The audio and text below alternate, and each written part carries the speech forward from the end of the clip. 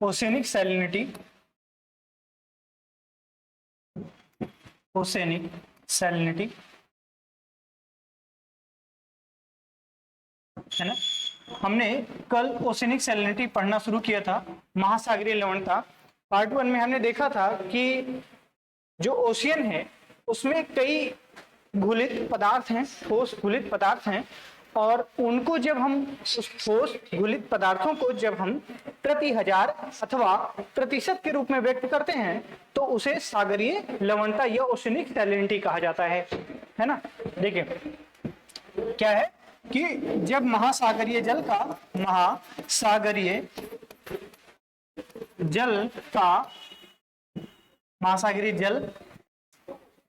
में घुलित ठोस पदार्थों को जब प्रति हजार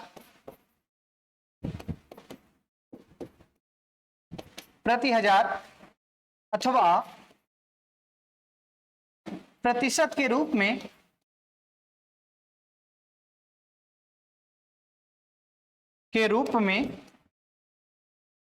व्यक्त किया जाता है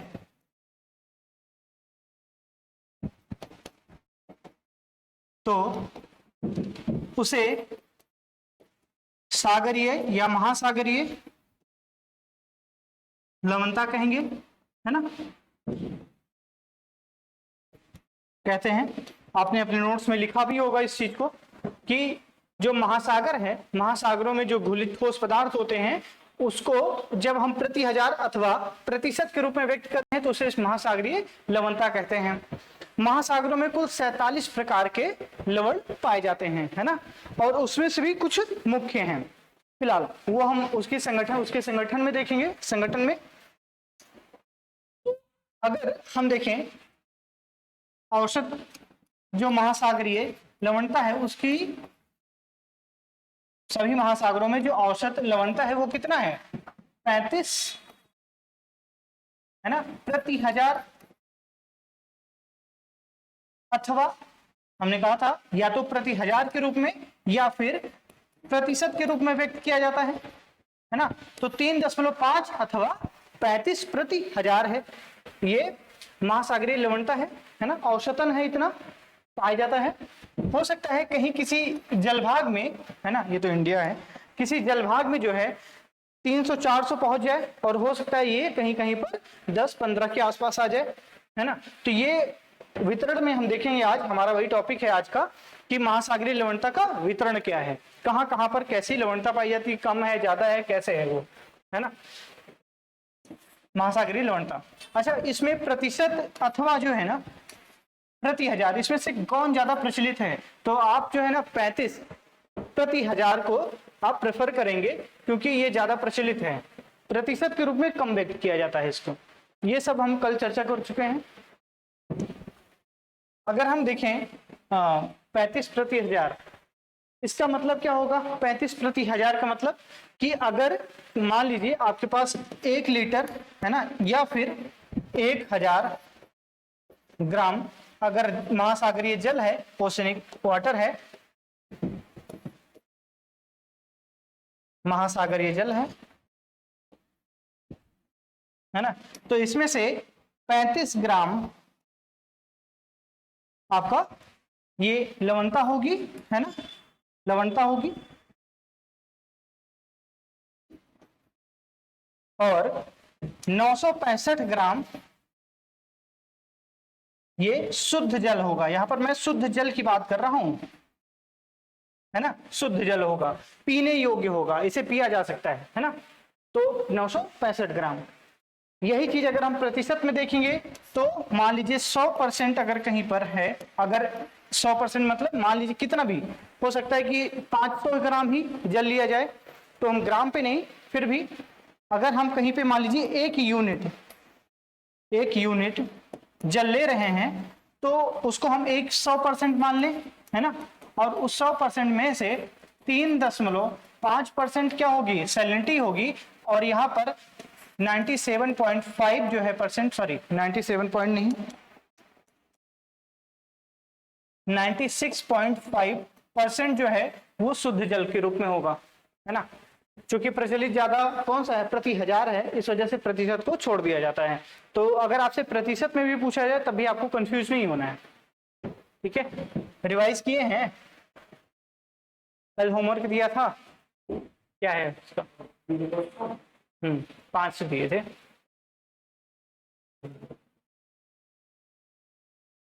चलिए अच्छा वहां तक पहुंचता हूं, तब से आप रिवाइज करिए उसको, है ना। संगठन,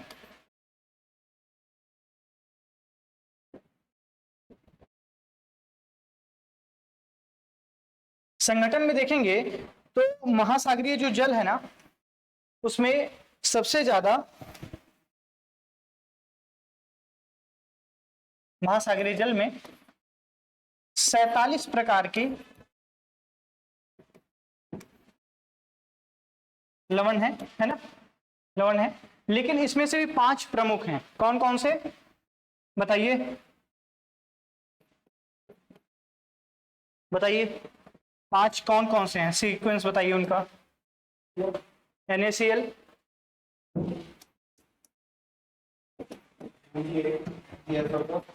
Mg, आप जो बोलेंगे मैं वही लिख देता हूं, MgSO4, मत पलटिए, बताइए ऐसे।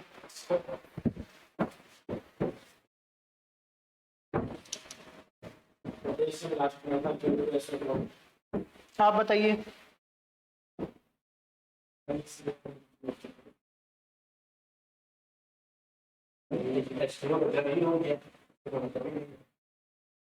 इसीलिए रोज क्लास करना जरूरी है।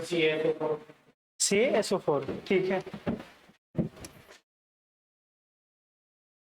और अच्छा लास्ट में K2SO4 है, ठीक है। अभी ये एक और है, अब और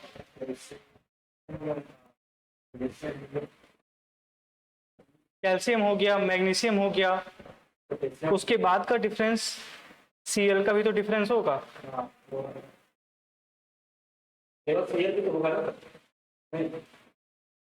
अरे क्लोरीन तो है ही, तभी तो उससे रासायनिक क्रिया करके NaCl बन रहा है। धरातल के नीचे जो चट्टान है उसमें सोडियम ज्यादा पाया जाता है, ठीक है। महासागरों में जो है क्लोरीन भी पाया जाएगा वहां पर, तो दोनों रिएक्शन करके NaCl बनाएंगे।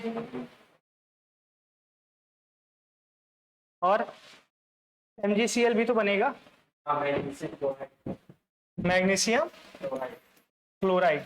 तो सीक्वेंस इसका ये है, ठीक है। सबसे ज्यादा मात्रा में NaCl और MgCl पाए जाएंगे, है ना। ये लगभग 95 क्या 95 के आसपास, ठीक है 95। अरे ऐसे होगा, NaCl और MgCl जो है वो 90% से ज्यादा होगा, ठीक है, 90% से ज्यादा। और जो NgSO4, CaSO4 और K2SO4 है, ये लगभग कुल मिला के 5% के आसपास होते हैं। बाकी और जो 47 प्रकार के हैं ना लवण, वो पाए जाएंगे और उनकी मात्रा बहुत कम है। अब 90% से ज्यादा NaCl और MgCl पाया जा रहा है, और उसमें से भी 85% के आसपास, 85 क्या 80% के आसपास जो है वो NaCl पाया जाता है, NaCl पाया जाएगा। अब NaCl क्यों पाया जाएगा सबसे ज्यादा, अभी मैंने बताया, जस्ट सोचिए।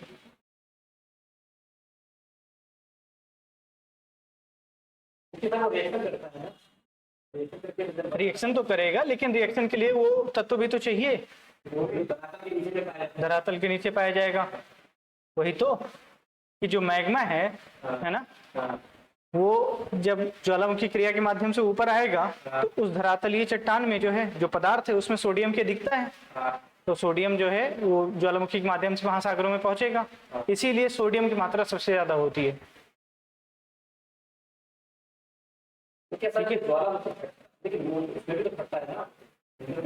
और क्या, हम लोगों ने पढ़ा भी तो है।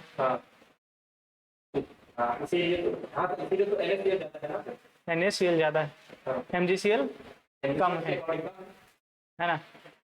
जो अभी तक पढ़ा सो पढ़ा, लेकिन आगे जो आने वाला टॉपिक है ना जलवायु विज्ञान क्लाइमेटोलॉजी, उसमें क्लास बंक मत करना।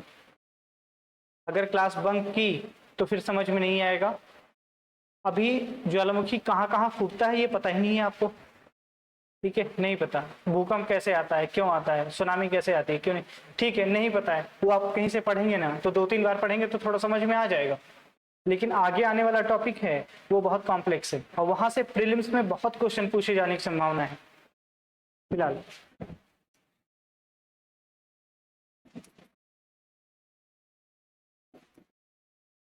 इंपॉर्टेंस तो हम बता ही दे रहे हैं, इसको टॉपिक को हम हो सकता है आज पढ़े हैं तो कल। जलवायु विज्ञान प्रीलिम्स में पूछा जाता है GS1 में, वो GS1 कह रहे हैं, प्रीलिम्स में देखें तो फिर आता है इसका जो सबसे ज्यादा रिलेवेंस है ना वो GS3 में है। GS1 में तो है ही है, GS1 का मतलब हो कि ज्योग्राफी में तो है ही है, लेकिन जलवायु विज्ञान का ना सबसे ज्यादा रोल GS3 में है, इन्वायरमेंट में, इन्वायरमेंट एंड इकोलॉजी में। और इन्वायरमेंट इकोलॉजी में जो है, क्यों ऐसा, क्योंकि जलवायु विज्ञान के जितने भी टॉपिक्स हैं ना वो सब रेसेंट में न्यूज में रहते हैं। अगर जियोमॉर्फोलॉजी कोड के टॉपिक्स को छोड़ें, उसमें अगर कुछ को देखें तो बाकी पूरा छोड़ देंगे। भूकंप को देख लें तो हो सकता है कि हाँ कहीं कहीं जैसे टर्की में आया, नेपाल में कुछ समय आया था, पहले भारत में आया था, कुछ जगह है जहाँ पे आते रहते हैं, तो अगर ज्यादा बड़ा आया तब न्यूज में रहेगा, ठीक है। लैंडस्लाइड हुआ इस वजह से लैंडस्लाइड न्यूज में रहेगा, वहां से प्रश्न पूछे जाने की संभावना है। लेकिन वर्षा तो कहीं हर साल ज्यादा होती है, कहीं हर साल सूखा पड़ता है ना। चक्रवात हर साल आता है और उनमें भी तीव्रता देखी जा रही है, ठीक है। टेम्परेचर हीट वेव्स आने की जो फ्रीक्वेंसी है ना वो बढ़ गई है, तापमान बहुत तेजी से बढ़ रहा है, बहुत तेजी से घट जा रहा है ना। ठंडी में अचानक बहुत ज्यादा ठंडी होने लगती है और गर्मी में बहुत हीट, बहुत गंदी ठंडी होने लगती है, वो गर्मी होने लगेगी। ये सब क्यों है, क्योंकि क्लाइमेटोलॉजी में चेंजेस आते हैं, आ रहे हैं, है ना। इसमें जो गैसेस हैं उनमें कुछ परिवर्तनशील गैसें हैं और वो परिवर्तित होती हैं। तो अगर किसी एक टॉपिक को उसमें छोड़ा, है ना, मान लो टेम्परेचर वाला टॉपिक छोड़ दिया, ठीक, तो गारंटी कर रहा हूं कि आगे के सारे जितने भी टॉपिक्स हैं वो उड़ जाएंगे, नहीं समझ में आएगा। अगर पहला ही टॉपिक एटमॉस्फेयर, वो क्या कहते हैं, वायुमंडल, है ना, अगर उसको छोड़ दिया, एटमॉस्फेयर छोड़ दिया टॉपिक, तो फिर आप सोचिए कि आगे के जो टॉपिक्स हैं उनके लिए आपको पहले बैकग्राउंड में बताना पड़ेगा कि वायुमंडल क्या है, ठीक है। इसलिए बिल्कुल भी मत छोड़ना, अगर छोड़ना होगा तो पूरा छोड़ना, ठीक है। अगर बीच में आए तो फिर नहीं समझ में आएगा ना, तो यही होगा कि या तो सामने वाला गलत पढ़ा रहा है, समझाता नहीं है, और या तो फिर जो है मेरे अंदर कमी है कुछ। तो उसको उस दिन से रिलेटेड, अभी तक इंडिपेंडेंट टॉपिक्स थे, आप जिस दिन से आप शुरू करोगे उसी दिन से पढ़ना शुरू पढ़ोगे तो आ जाएगा।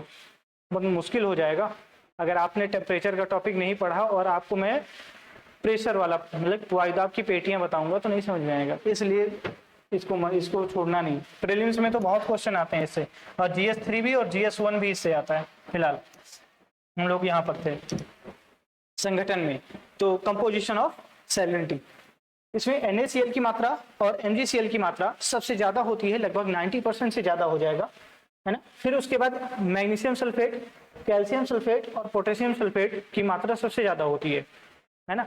और सल्फेट में अगर हम देखें तो मैग्नीशियम सल्फेट सबसे ज्यादा हो जाएगा, कैल्शियम सल्फेट जो है चौथे स्थान पर है। तो 5 प्रमुख जो है ना वो कौन से, NaCl, MgCl, बाकी सल्फेट में आ जाएंगे मैग्नीशियम, कैल्शियम और पोटेशियम, ये याद रखिए। इसके बाद अब आते हैं हम सोर्स पे, है ना, इसमें कुछ कंफ्यूजन नहीं होगी।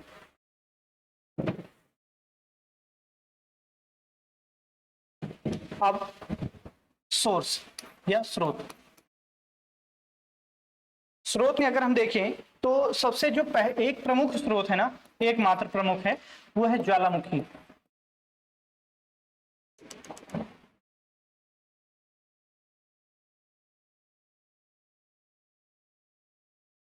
ज्वालामुखी, ज्वालामुखी के बारे में अभी मैंने बताया कि जो धरातलीय चट्टान है वो जब मैग्मा के रूप में बाहर आती हैं तो उनसे क्या होगा बहुत सारे घुलित पदार्थ निकलेंगे, और उन वो जो घुलित पदार्थ हैं, बहुत सारे पदार्थ निकलते हैं फिलहाल उन चट्टानों में, जो घुलित घुलनशील पदार्थ होंगे ना, वो घुल करके जल के साथ लवणता बनाएंगे।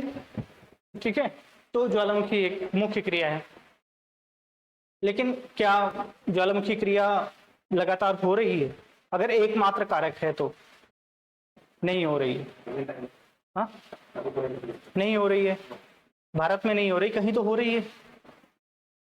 रेसेंट में कोई एग्जांपल बताओ जहां पर हुआ हो, कहीं सुना हो। अब ये तो मत कह देना कि नहीं हुआ है। अगर मैं पिछले 5 साल का भी पूछूं तो एक आध दो जगह तो हुआ होगा। अगर मैं पिछले 2 साल की भी बात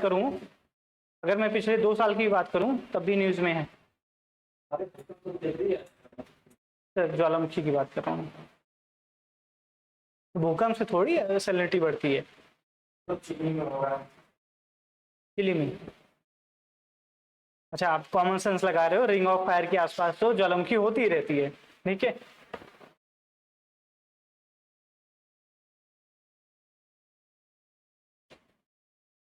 अच्छा एक चीज और यहाँ पर, अब थोड़ा सा और कॉमन सेंस लगाइए। ज्वालामुखी कहां पर होगा तो फिर सैलिनिटी बढ़ेगी? महाद्वीपों पर या फिर महासागर में? और क्या महासागरों में सारे ज्वालामुखी जो हो रहे हैं, क्या हमें पता है?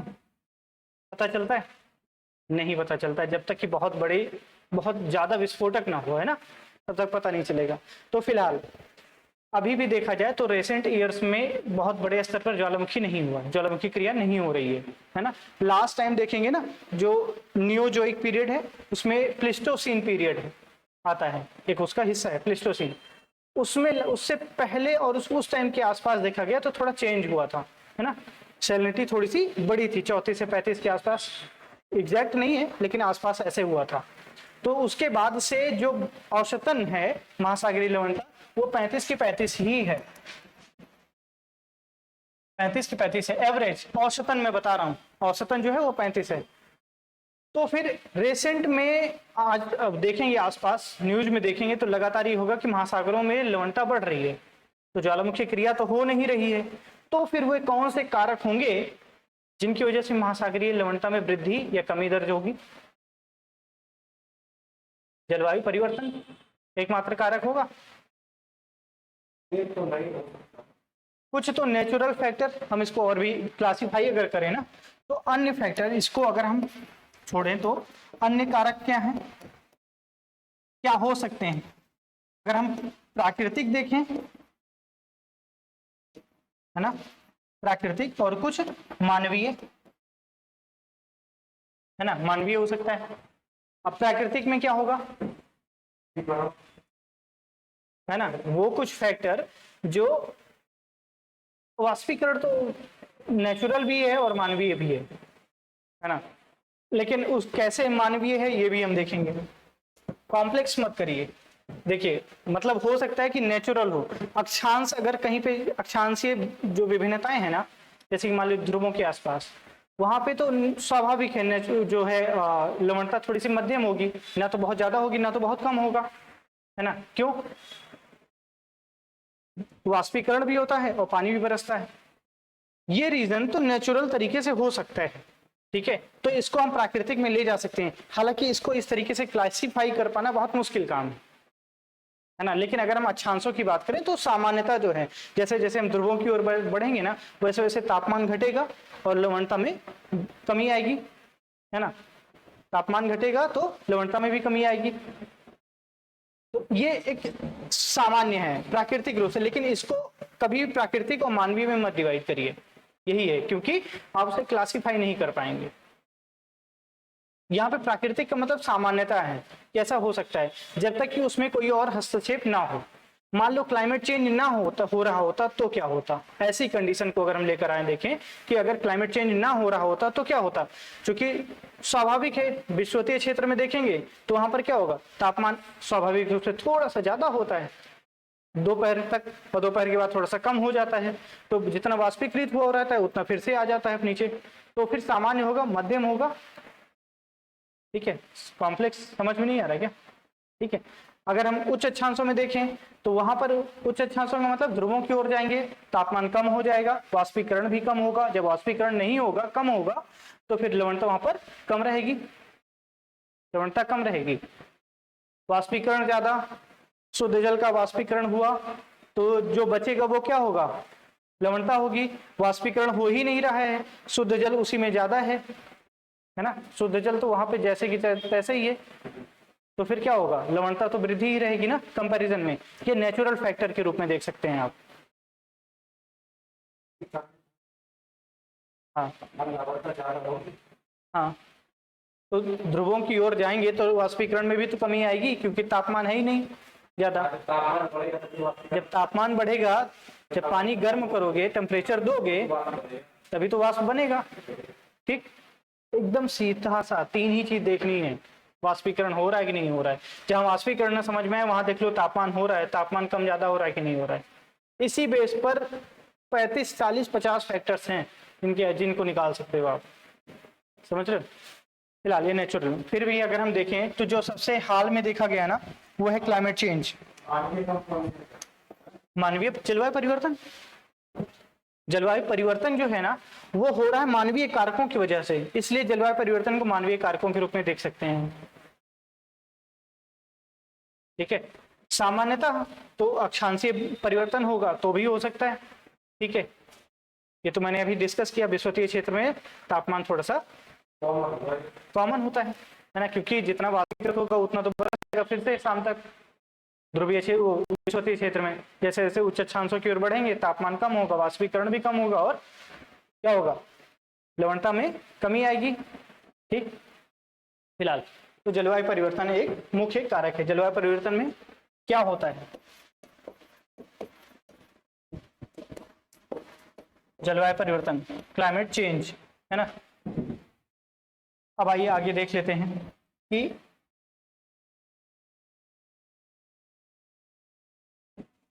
Climate change. अब क्लाइमेट चेंज में क्या हो रहा है, क्लाइमेट चेंज सीसी। ठीक है, इसमें क्या है, ग्लोबल वार्मिंग हो रही है। ग्लोबल वार्मिंग, ग्लोब गर्म हो रहा है, ग्लोब गर्म होने की वजह से क्लाइमेट चेंज हो रहा है। तापमान बढ़ेगा, तापमान बढ़ने की वजह से वाष्पीकरण ज्यादा होगा, और जब वाष्पीकरण ज्यादा होगा तो अब यहां पर एक चीज और, फिलहाल तो एक ये सेगमेंट है, इसकी वजह से जो क्लाइमेट चेंज हुआ ना, ग्लोबल वार्मिंग हो रहा है, इसके तापमान में वृद्धि हो रही है। मतलब तापमान के जो पैटर्न है ना, वो चेंज हो रहा है, ध्रुवीय क्षेत्रों में भी और विषुवतीय क्षेत्रों में भी। तो फिलहाल इसको एक कारक के रूप में हम बाद में अभी समझेंगे डिटेल में। अभी हम आते हैं कि कुछ और फैक्टर, जैसे कि कल हमने डिस्कस किया था कि नदियों के बारे में, है ना, नदियों के बारे में कि नदियां मुख्य स्रोत होती हैं कि नहीं होती हैं सागरीय लवणता, क्योंकि ज्वालामुखी और नदियां दो प्रमुख स्रोत हैं। लेकिन प्रमुख के रूप में तो नदियों को हम नहीं लेकर आ सकते प्रमुख की संज्ञा में, क्योंकि ज्यादातर वो कर नहीं रहे हैं, मतलब लवणता तो बढ़ा नहीं रहे हैं। तो वो कौन कौन से फैक्टर्स हैं जिनकी वजह से नदियां जो हैं वो मुख्य स्रोत नहीं हो सकती हैं, क्या क्या होगा।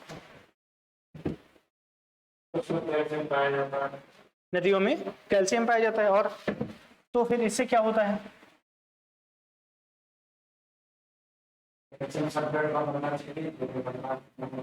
अच्छा तो फिर क्या होता है,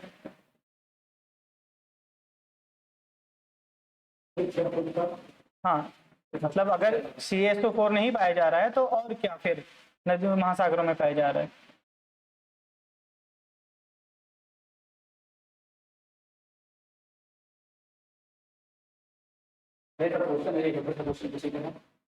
अगर नदियां मुख्य स्रोत नहीं है, क्योंकि नदियों में कैल्शियम की मात्रा अधिक होती है, अगर नदियां मुख्य स्रोत होती हैं तो महासागरों में NaCl सबसे ज्यादा ना पाया जाता, बल्कि कैल्शियम सल्फेट सबसे ज्यादा पाया जाता, समझ रहे हैं। लेकिन कैल्शियम सल्फेट चौथे स्थान पर है, वो भी 5% वाले कैटेगरी में आता है। ठीक है, तो नदियां मुख्य अगर स्रोत होती तो कैल्शियम सल्फेट की अधिकता होती, ना कि सोडियम क्लोराइड की, NaCl की। ठीक है, अगर नदियां मुख्य स्रोत होती तो दूसरा फैक्टर क्या होगा, अगर नदियां मुख्य स्रोत होती तो ये तो हो चुका, नदियां मुख्य स्रोत होती तो निरंतर लवणता में वृद्धि होती, हाँ महासागरीय लवणता में वृद्धि होती, क्योंकि नदियां तो लगातार आ रही है ना, बहकर चलती आ रही हैं हमेशा। तो ऐसे में तो जो 35 है ना, काफी टाइम से स्थिर है, वो बढ़ता, तो अब तो बढ़ ही नहीं रहा है, तो फिर नहीं बढ़ रहा है ना, ये भी है। नदियां जो हैं, एक पॉइंट और है, हाँ एक चीज और, कि अगर नदियां मुख्य स्रोत होती तो जहां पर नदियों का मुहाना है ना, चाहे डेल्टा के आसपास का देखें, मुहाने के आसपास अगर देखें, तो सागरीय लवणता में वृद्धि कमी आती है। क्यों? अगर वहां पर नदियां मुख्य स्रोत होती तो वहां पर लवणता ज्यादा होनी चाहिए, तो ऐसा भी नहीं है। तो 3 मुख्य फैक्टर हैं जो ये प्रूव करते हैं कि नदियां मुख्य स्रोत तो बिल्कुल नहीं है। ठीक है, अब वे कौन से फैक्टर हैं देख लेते हैं। कारक क्या कहेंगे? प्रभाव देखेंगे, है ना, प्रभाव के रूप में।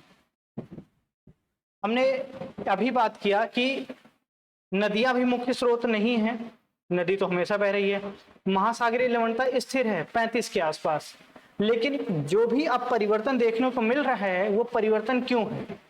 ठीक है, महासागरीय जल में जो लवणता में परिवर्तन है ना, वो क्यों हो रहा है?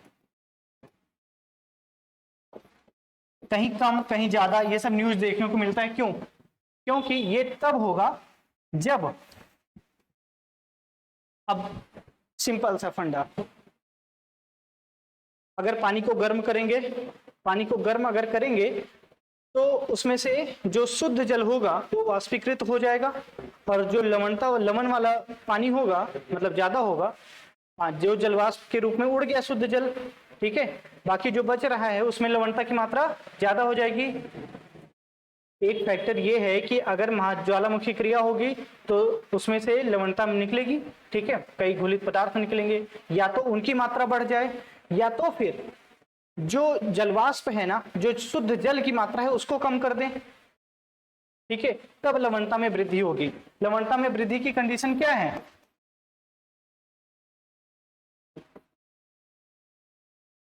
लवणता में वृद्धि की कंडीशन, मुझे लग रहा है मैं ज्यादा इम्फेसिस कर रहा हूं ना, इसलिए कंफ्यूज हो रहे हो, फिर भी क्लियर एकदम रहो कि लवणता में वृद्धि कैसे होगी। या तो फिर ज्वालामुखी क्रिया हो,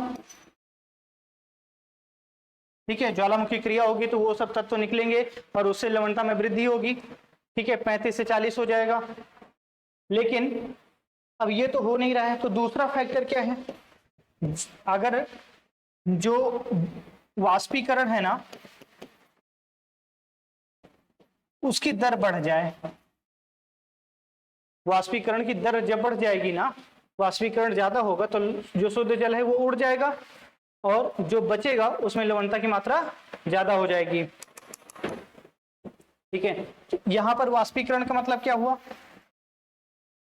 तापमान ज्यादा होना चाहिए, तापमान ज्यादा होगा तो वाष्पीकरण भी ज्यादा होगा, जब वाष्पीकरण ज्यादा होगा तो लवणता की मात्रा में वृद्धि होगी। लवणता में वृद्धि के एक प्रमुख कारण ये हैं, ठीक है, इसको तो हम बढ़ा नहीं सकते, लेकिन हम क्या, इसमें परिवर्तन इस समय देखा जा रहा है, वाष्पीकरण की दर में या तो कमी आ रही है तो उसमें बढ़ोतरी हो रही है। समझेंगे इस तरीके से। मान लीजिए, अच्छा एक चीज और, मैंने अभी लवणता में वृद्धि की बात की, लवणता की वृद्धि में मतलब क्या हुआ कि या जो शुद्ध जल है वो कम कर दिया जा रहा है, ठीक है, देखिएगा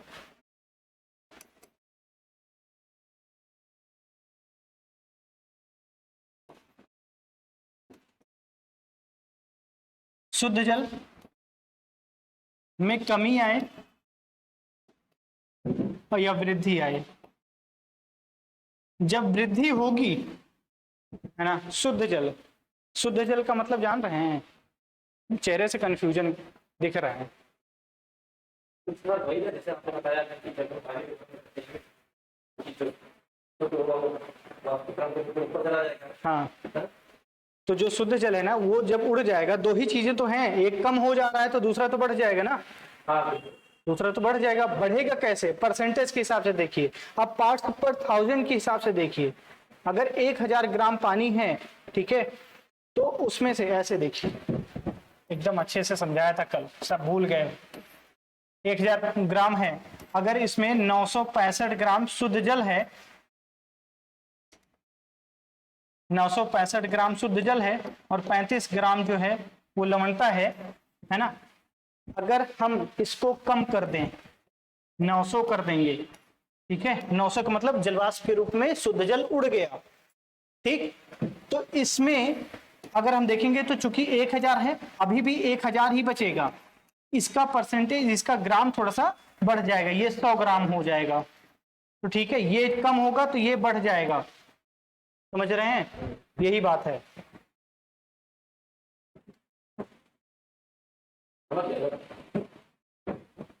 ठीक है, तो शुद्ध जल में कमी और शुद्ध जल में वृद्धि, ये इसका फैक्टर है।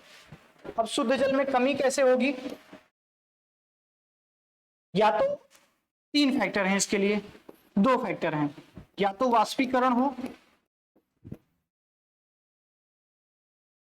और या फिर हिम का निर्माण हो, बर्फ बने,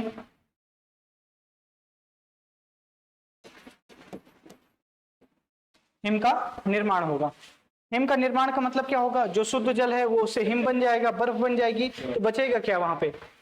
वो घुलित पदार्थ, वो ठोस पदार्थ बचेगा, तो उसमें वृद्धि हो जाएगी, मतलब वही बचेगा तो उसकी वृद्धि हो जाएगी। वाष्पीकरण, वाष्पीकरण जहां ज्यादा होगा वहां पर लवणता की मात्रा में वृद्धि हो जाएगी, ठीक है। अब अगर मान लीजिए शुद्ध जल की मात्रा में अगर वृद्धि हो जाए, तो शुद्ध जल की मात्रा में वृद्धि होगी तो लवणता में कमी आएगी। उसके लिए शुद्ध जल बढ़ने के क्या फैक्टर हैं? या तो बारिश हो, है ना, या तो बारिश हो, या तो हिम पिघले,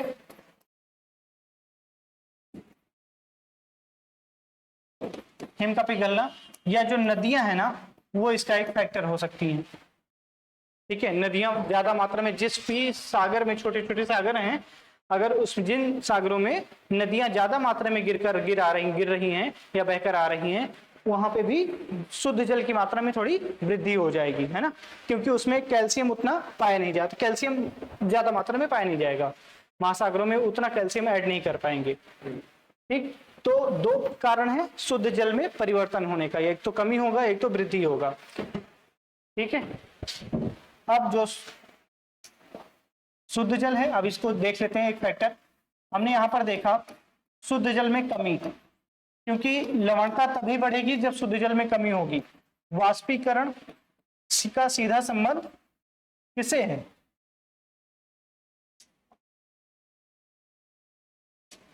वाष्पीकरण का संबंध किससे है? तापमान से, है ना। तापमान जब बढ़ेगा तो वाष्पीकरण बढ़ जाएगा, और वाष्पीकरण का संबंध किससे है? लवणता से, ठीक है, ये फैक्टर। अब हमने कल आपको कुछ होमवर्क दिया था, उसमें जैसे महासागरीय जल हो गया, मौसमी प्रतिरूप हो गया, इन सबको अगर किसी क्षेत्र में कोई महासागरीय जलधारा प्रवाहित हो रही है तो उसका प्रभाव जो है वो किस पर? लवणता पर क्या होगा? ये हमने पूछा था आपसे, है ना, तो इसके बारे में बताइए। क्लास में पार्टिसिपेशन करना पड़ेगा।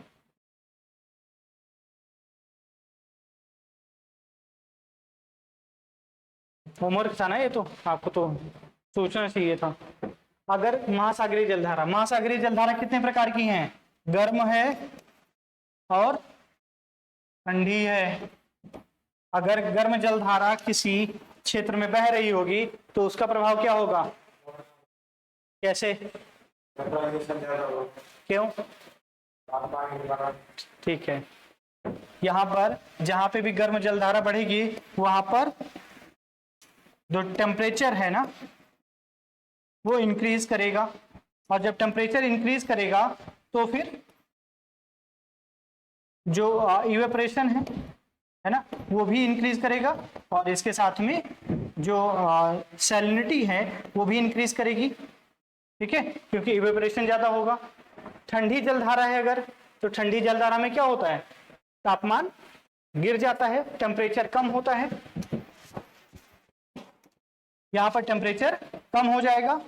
जब टेम्परेचर कम होगा तो इवेपोरेशन भी कम हो जाएगा, और जब इवेपोरेशन कम होगा तो जो सैलिनिटी है वो कम हो जाएगी, है ना, सैलिनिटी कम हो जाएगी।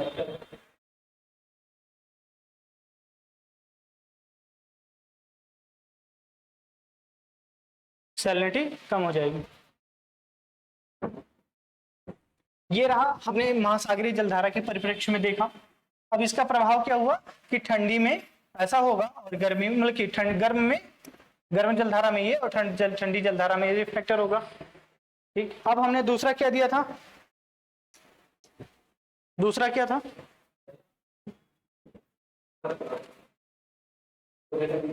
दूसरा बादल, है ना। दूसरा फैक्टर क्या था कि अगर किसी क्षेत्र में बादल छाए हैं तो, और अगर आसमान साफ है तो,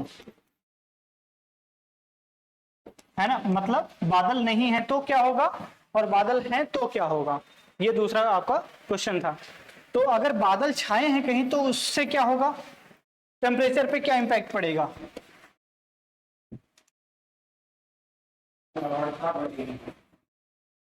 टेम्परेचर में क्या फर्क पड़ेगा, इवेपोरेशन में क्या पड़ेगा, है ना, और जो सैलिनिटी है उसमें क्या फर्क पड़ेगा, बताइए। क्या बताया था आपने, हाँ, ताप बढ़ेगा। अच्छा, कैसे, कैसे, तो बन चुका है ना, हम और कंडीशंस को छोड़ दें एकदम। अभी प्रेजेंट में मान लीजिए बादल छाए हुए हैं तो तापमान बढ़ेगा,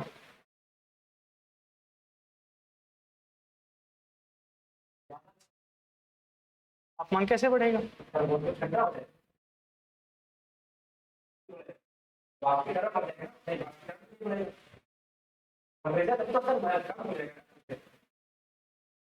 ऐसे ही घुमा देगा यूपीएससी, बस उलझ जाओगे, है ना। आप कुछ भी 3 फैक्टर में से एक फैक्टर भी आप समझिए।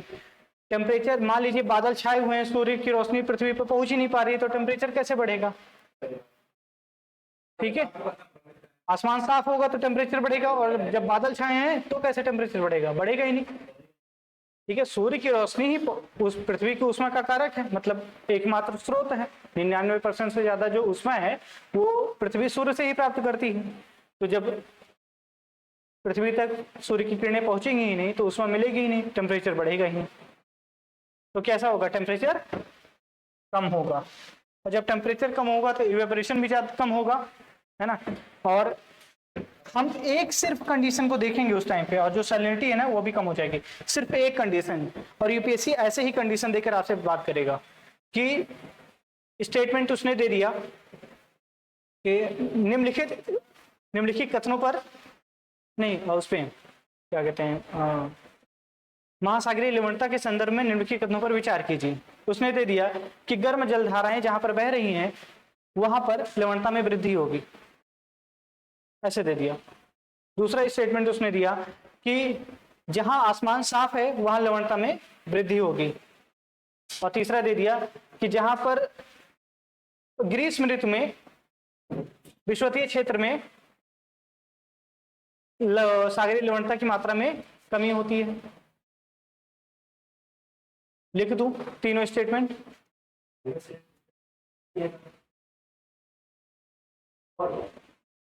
जब बादल छाए होंगे, हाँ यही मजा है, अगर आपने उससे पहले का सारा फोकस कर लिया जितना पहले का बताया था, तो ये सब ना रीजनिंग है।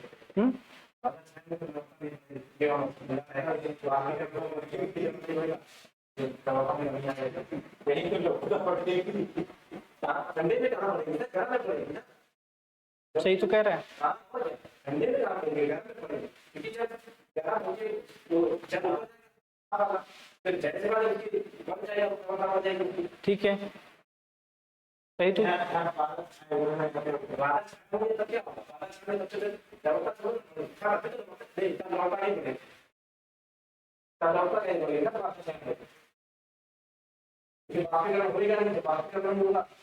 सही तो है। हाँ तो फिर कैसे गलत कह रहे हैं? कंफ्यूज मत हो, सब छोड़ो, जो अभी सामने फैक्टर है सीधा सा सिंपल सा है ना कि अगर बादल छाए रहेंगे, है ना, तो जब बादल छाए रहेंगे तो सूर्य की किरण तो आ ही नहीं पाएगी। उसके पहले और बाद की कंडीशन छोड़ दीजिए कि पानी बरसेगा, है ना। हाँ कम होगा ना, देखो ठीक है। अब इसमें कंफ्यूजन जैसा कुछ है ही नहीं है ना, सिंपल सा है ना। ठीक है,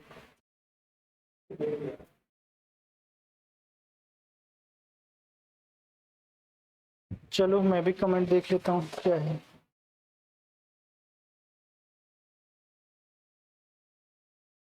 ठीक है, ये फैक्टर हो जाएगा। अब अगर आसमान साफ है तो क्या मतलब है? मतलब जो सूर्य की रोशनी है ना या फिर ऊष्मा है सूर्य से जो आ रही है वो पृथ्वी तक पहुंचेगी, और जब पृथ्वी तक पहुंचेगी तो तापमान में वृद्धि होगी, मतलब टेम्परेचर जो है वो बढ़ जाएगा, है ना। टेम्परेचर बढ़ेगा, फिर जब टेम्परेचर बढ़ेगा तो इवेपोरेशन भी बढ़ जाएगा, और इवेपोरेशन बढ़ेगा तो सैलिनिटी बढ़ जाएगी। ये फैक्टर, ये हाँ, अगर दो फैक्टर, अगर आपको वाष्पीकरण जलवाष्प नहीं समझ में आ रहा है तो तापमान देखिए, अगर तापमान नहीं समझ में आ रहा है तो सूर्य की रोशनी कहाँ पर पहुंच रही, कहाँ पे नहीं पहुंच रही है। अगर वो भी नहीं समझ में आ रहा है तो आप ये देखो ना कि किसी क्षेत्र में जो शुद्ध जल है वो बढ़ेगा कि घटेगा। ठीक है, बढ़ रहा है कि घट रहा है ना। इससे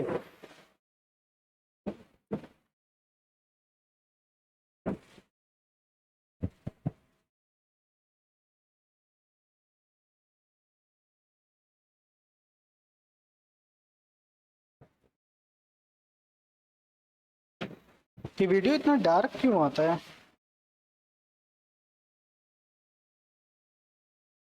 मे बी बैकग्राउंड की वजह से। फिलहाल चलिए आगे देख लेते हैं।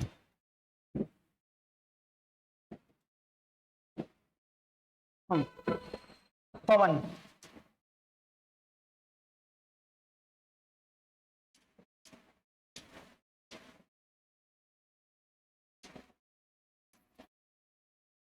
मान लीजिए ये तीसरा फैक्टर है ना, कि अगर पवन जो है, ये भी मुझे नहीं समझ में आ रहा है इसका,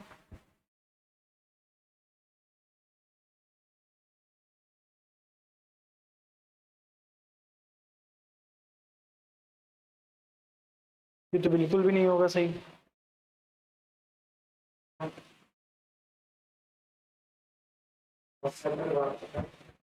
थोड़ा सा लेट होता है ना ये।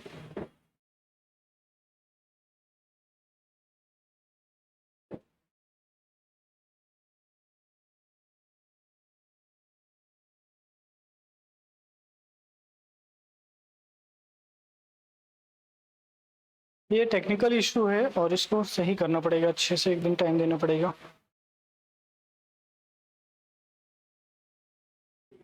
ये तो बिल्कुल भी नहीं ठीक है।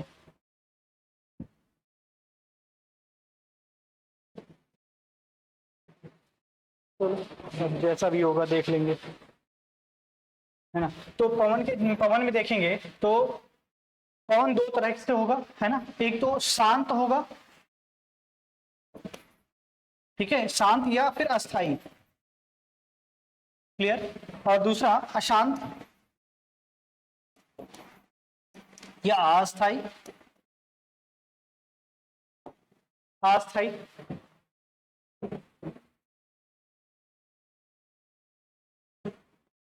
अस्थाई। अब यहाँ पे शांत का मतलब जो पवन है ना वो चल रही है, साधारण भाषा में देखेंगे तो चल रही होगी, ठीक है। और यहाँ पर सॉरी सॉरी सॉरी शांत है ना, तो यहाँ पर क्या हो जाएगा कि पवन रुकी है ना, चल नहीं रही है, इसका मतलब हुआ कि चलेगी, है ना, अस्थाई है ना, चलेगी, चल रही होगी सिंपल लैंग्वेज में। अब अगर पवन चल रही है महासागरों में अगर, है ना, तो अपने साथ जो सागरीय जल है उसको लेकर चलेगा, ठीक है। और जब उसको लेकर चलेगा तो वहां पर क्या, जो ऊपर का शुद्ध जल होगा ना वो बहेगा, इधर से उधर मूव करेगा, तो लवणता में वृद्धि होगी।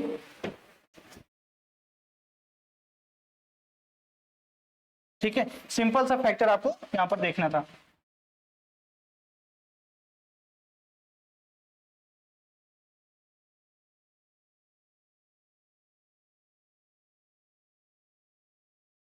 अरे कैसे, हम तो यहाँ पे उल्टा तभी भी लिखे थे और अभी भी। जब पवन चलेगा, यहाँ पर अस्थाई है ना, रुका हुआ है, जब पवन रुकेगी, आप क्या कंफ्यूज आप भी हैं, हमें भी कंफ्यूज कर रहे हैं, है ना। जब पवन चलेगी अस्थाई होगी ना, अशांत होगी, तो पवन जो है अपने साथ शुद्ध जल को आगे लेकर बढ़ेगा, और जब शुद्ध जल वहां से कम होगा तो यहाँ पर लवणता में वृद्धि होगी, है ना, लवणता में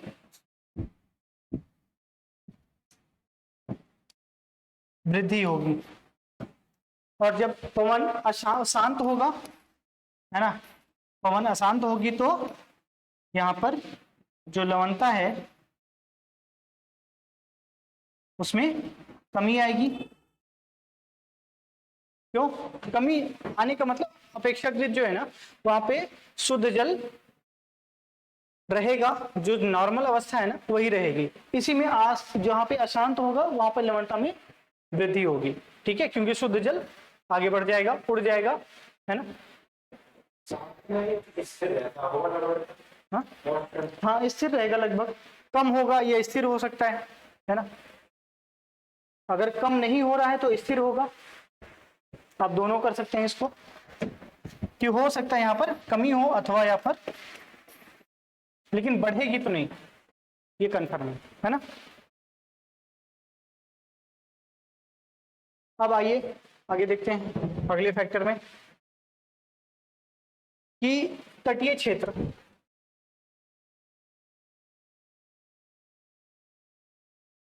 तटीय क्षेत्र में देखेंगे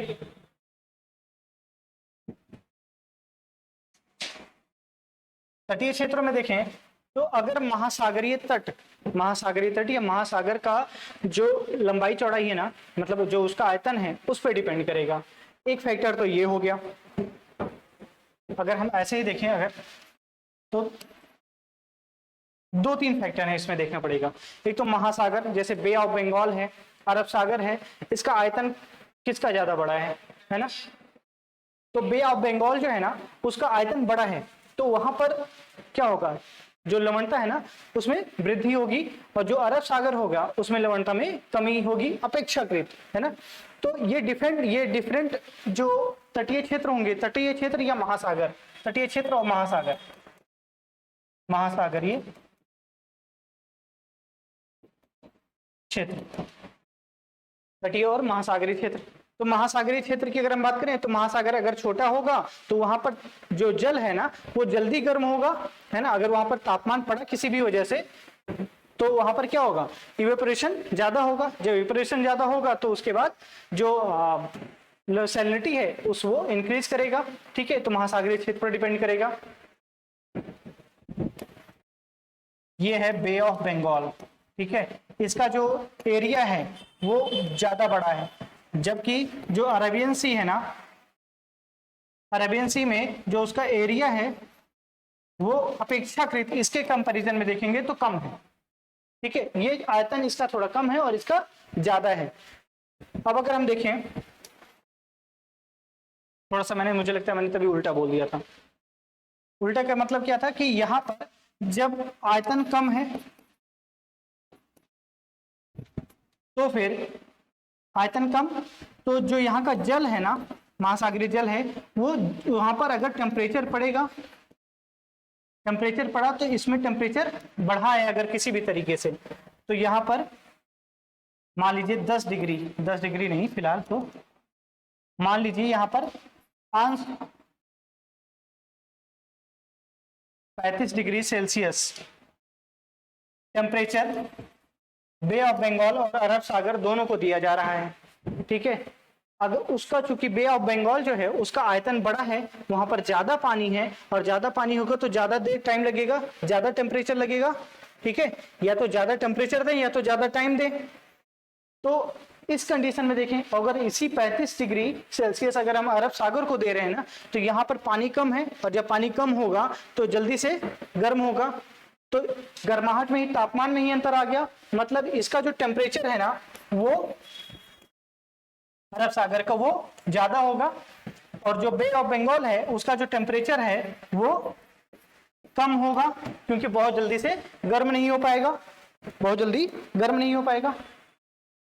समझ में आ रहा है?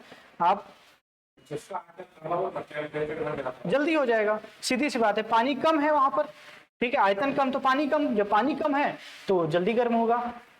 और यहीं पर बे ऑफ बंगाल, तो इससे भी पता चल रहा है कि अगर यहाँ पर टेम्परेचर ज्यादा है तो यहाँ पर सैलिनिटी ज्यादा होगी, और यहाँ पर टेम्परेचर कम है तो सैलिनिटी कम होगी, सीधा सा फैक्टर।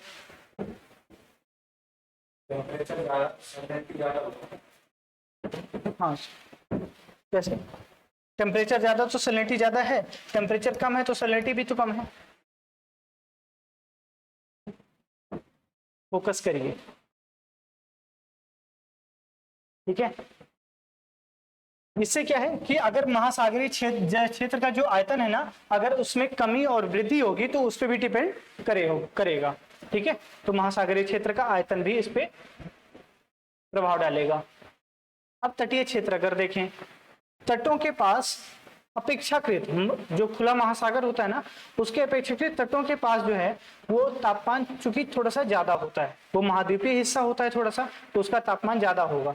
और महासागरीय क्षेत्र, तटीय क्षेत्रों में जो है लवणता थोड़ा सा ज्यादा होगा, क्योंकि तापमान ज्यादा होगा तो इवेपोरेशन भी ज्यादा होता है, इवेपोरेशन ज्यादा होगा तो सैलिनिटी भी थोड़ी सी इंक्रीज करेगी। क्लियर है?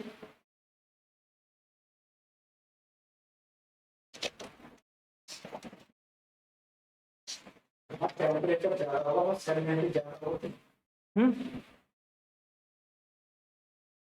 क्या हुआ? हाँ बताइए। लवणता, टेम्परेचर ज्यादा होगा। हाँ। आप लोगों को आप एक बार, मुझे लगता है ना, जब क्लास में एक बार, क्लास क्या, माइंड को एक बार ब्रेक देना चाहिए, है ना, कुछ शायरी वायरी सुन के, ठीक है, शायरी वायरी सुन करके या फिर गाना वाना गुनगुना करके फिर से दिमाग लगाना चाहिए, और फिर समझ में आएगा, ठीक है। एक बार फिर से इसको सोचिएगा, वीडियो को फिर से देखिएगा।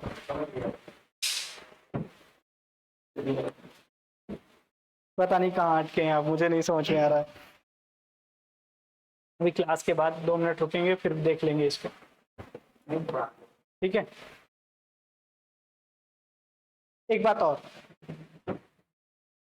महासागर जो है, मान लीजिए कोई ऐसा महासागर, क्या हुआ?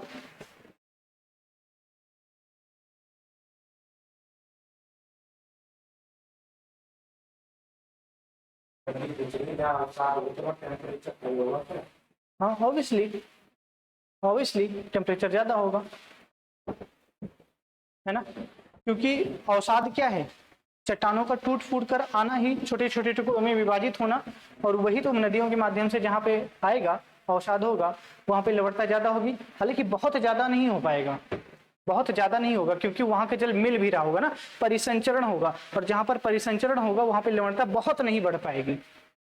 समझ रहे? ठीक है, तो परिसंचरण होगा, यह लवणता होगी, लेकिन बहुत ज्यादा नहीं होगी, बल्कि मध्यम होगा, बहुत ज्यादा नहीं, ना ही बहुत कम होगा, है ना।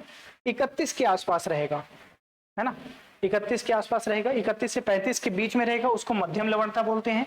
और 35 से जब ज्यादा, ये 35 से ज्यादा नहीं, हाँ 35 से ज्यादा मान लीजिए, तो फिर लवणता बहुत ज्यादा हो जाएगी, ज्यादा मानी जाती है, उच्च लवणता वाला क्षेत्र माना जाता है। अब एक बात और, एक बात तो आयतन पे डिपेंड करेगा कि महासागरीय क्षेत्र है का आयतन क्या है, इस पे डिपेंड करेगा। इसके अलावा अगर उच्च अक्षांशीय क्षेत्रों में अगर कोई महासागर या कोई छोटा सागर है, महासागरीय क्षेत्र स्थित है, तो वहां पर क्या होगा, है ना। उच्च अक्षांशों में देखेंगे, उच्च अक्षांशों में जो छोटे महासागर होंगे वहां पर एक बात और, अभी हमने ये डिस्कस किया है, इसी को कंटिन्यू कर रहा हूं मैं, कुछ और नहीं, आप बहुत कंफ्यूज हैं।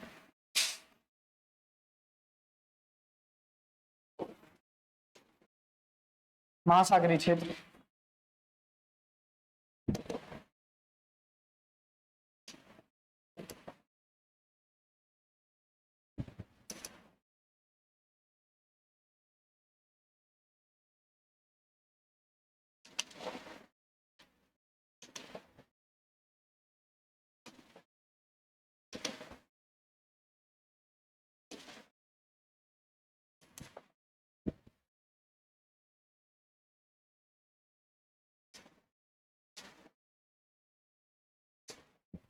यहां पर देखिए, ये विषुवत रेखा हुई लगभग, ठीक है। विषुवत रेखा है मतलब विषुवतीय क्षेत्र, निम्न अक्षांशीय, इसको 0 डिग्री बोला गया, ठीक है, इसको 0 डिग्री बोला जा रहा है। यहाँ पर ध्रुव है, ठीक है, ये ध्रुवीय क्षेत्र हुआ, तो इसको 90 डिग्री बोला जाएगा, 90 डिग्री अक्षांश, 90 डिग्री अक्षांश बोला जा रहा है। अब कोई महासागर जो विषुवत रेखा के पास में, मान लीजिए यहाँ पर बे ऑफ बंगाल स्थित है ना, अरब सागर है, ठीक है। एक बार इनका कंपैरिजन करके हमने देख लिया कि एक फैक्टर होगा जो आयतन भी होगा, ठीक है, आयतन कैसा है उसके आधार पर भी लवणता हमने देख ली। अब हम ये देखते हैं कि जैसे जैसे हम ध्रुवों की ओर बढ़ते जाएंगे ना, तापमान कम हो जाएगा, ठीक है, तापमान ऑटोमेटिकली कम हो जाएगा। यहां पर मान लीजिए कोई क्षेत्र है, ब्लैक सी है मान लीजिए, ठीक है, या इस यहां पर भूमध्य सागर देख लिया। अब अगर आपसे पूछा जाए बे ऑफ बंगाल में लवणता ज्यादा होगी कि यहां पर ज्यादा होगी, है ना, ये मेडिटेरियन सी है, ठीक है, यहां पर ज्यादा होगी। कहां पर तापमान देखना है आपको, जैसे हम ध्रुवों की ओर बढ़ेंगे ना, टेम्परेचर में गिरावट आएगी, जब टेम्परेचर में गिरावट आएगी तो इवेपोरेशन होगा ही नहीं, और जब इवेपोरेशन नहीं होगा तो सैलिनिटी बढ़ने का चांस ही नहीं है कोई, ठीक है। तो जैसे जैसे हम उच्च अक्षांशीय क्षेत्रों में जाएंगे ना, महासागरीय आयतन चाहे जितना बड़ा होगा, तापमान में गिरावट होने की वजह से जो वाष्पीकरण है वो कम हो जाएगा, और जब वाष्पीकरण कम होगा तो सैलिनिटी भी कम होगी वहां पर, ठीक है। ये एक फैक्टर ये हो गया, ठीक। अगर तट है, तटों की बात की अगर हमने यहां पर, हमने एक बात किया कि विषुवतीय क्षेत्रों में जो है ना, तटों के किनारे महाद्वीप जहां पर हैं और महासागर जहां पर मिल रहे हैं, यहां पर टेम्परेचर थोड़ा सा ज्यादा हो जाएगा, क्योंकि महाद्वीप महासागरों की अपेक्षा जल्दी से और ज्यादा गर्म होते हैं। और जैसे जैसे हम ध्रुवों की ओर बढ़ेंगे, वैसे वैसे जो महाद्वीप है ना, वो जल्दी से गर्म भी होंगे और जल्दी से ठंडे भी होंगे। तो यहाँ पर क्या होगा, ठंडे अपेक्षाकृत ज्यादा होंगे ध्रुवीय क्षेत्रों की अपेक्षा, तो महासागरों के पास तापमान ज्यादा कम हो जाएगा ध्रुवीय क्षेत्रों में, और जब तापमान कम होगा तो फिर से वही बात, इवेपोरेशन कम होगा, इवेपोरेशन कम होगा तो फिर सैलिनिटी भी कम हो जाएगी, ठीक है। मतलब जो ध्रुवीय क्षेत्र है ना, वो निम्न लवणता वाले क्षेत्र होते हैं, सीधा सा मतलब, है ना। वितरण में हम समझेंगे, ये आप 2-4 फैक्टर आसानी से समझ लीजिए। अगर ये सब ठीक से समझ में आ रहा है तो आप कॉमन सेंस के माध्यम से इस प्रश्न को सॉल्व कर सकते हैं। इस तरह से किसी भी तरीके का बन रहा है। हमने तटीय क्षेत्रों की बात की, तट जैसे मान लीजिए विषुवतीय क्षेत्र के पास है, तो वहां पर तटों के किनारे अपेक्षाकृत टेम्परेचर ज्यादा होगा। ध्रुवीय क्षेत्रों में बढ़ेंगे तो वहां पर टेम्परेचर पहले से ही कम है, और पहले से ही कम है, और पहले से कम है तो जो महाद्वीप है ना, वो जल्दी से गर्म भी होते हैं और ठंडे भी होंगे, क्योंकि चट्टानों से बने हैं, और जल्दी से ठंडे भी जो होंगे ना, तो महासागरों के आसपास मतलब तटीय क्षेत्रों में देखेंगे तो वहां पर टेम्परेचर कम होगा, और जब टेम्परेचर कम होगा तो वहां पर इवेपोरेशन नहीं होगा, सैलिनिटी भी कम होगी, ठीक है। तो डिफर कर रहा है यहाँ पर।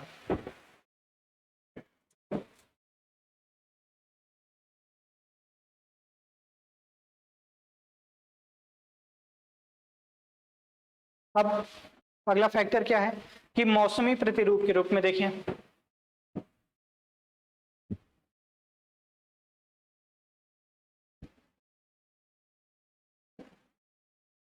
मौसमी प्रतिरूप के रूप में देखेंगे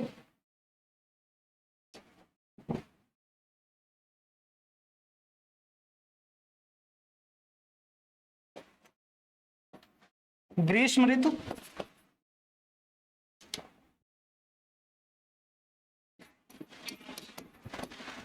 ग्रीष्म ऋतु और दूसरा शीत ऋतु। सीधा सा फंडा,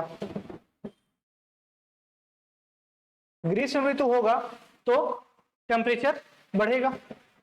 ये तो बहुत जनरल है, अगर यूपीएससी को प्रश्न सरल बनाना है ना तो ऐसा देगा, और अगर प्रश्न कठिन बनाना है तो महासागरीय क्षेत्रों को दे देगा, तटीय क्षेत्रों को दे देगा और वहां से प्रश्न पूछेगा।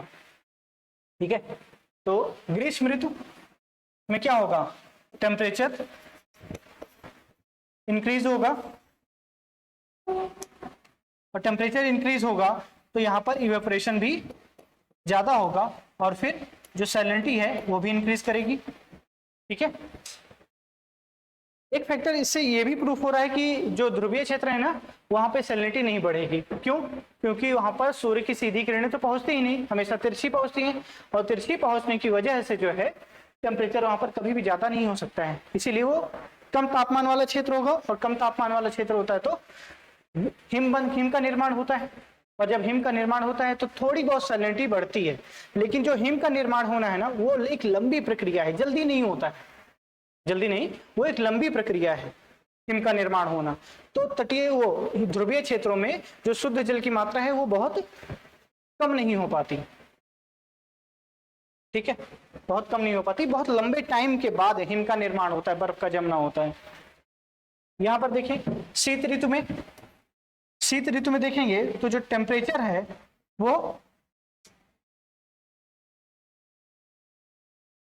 कम होगा, और जब टेम्परेचर कम होगा तो इवेपोरेशन भी कम होगा, और जब इवेपोरेशन कम होगा तो फिर सैलिनिटी भी कम होगी।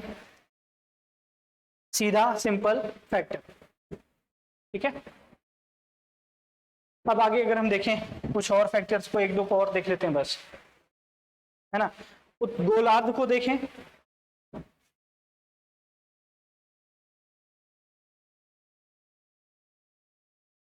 दो गोलार्ध हैं, कौन कौन से हैं बताइए। चलिए ठीक है, उत्तरी और दक्षिणी।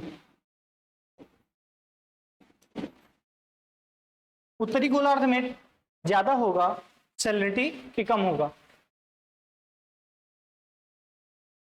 कम होगा, कैसे?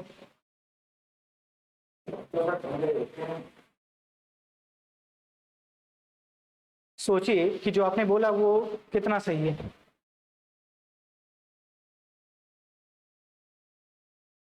कैसे ठंडे होंगे ज्यादा?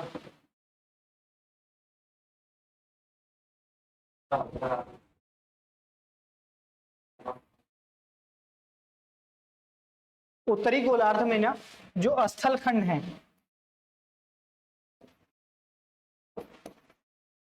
वो ज्यादा है कि कम है?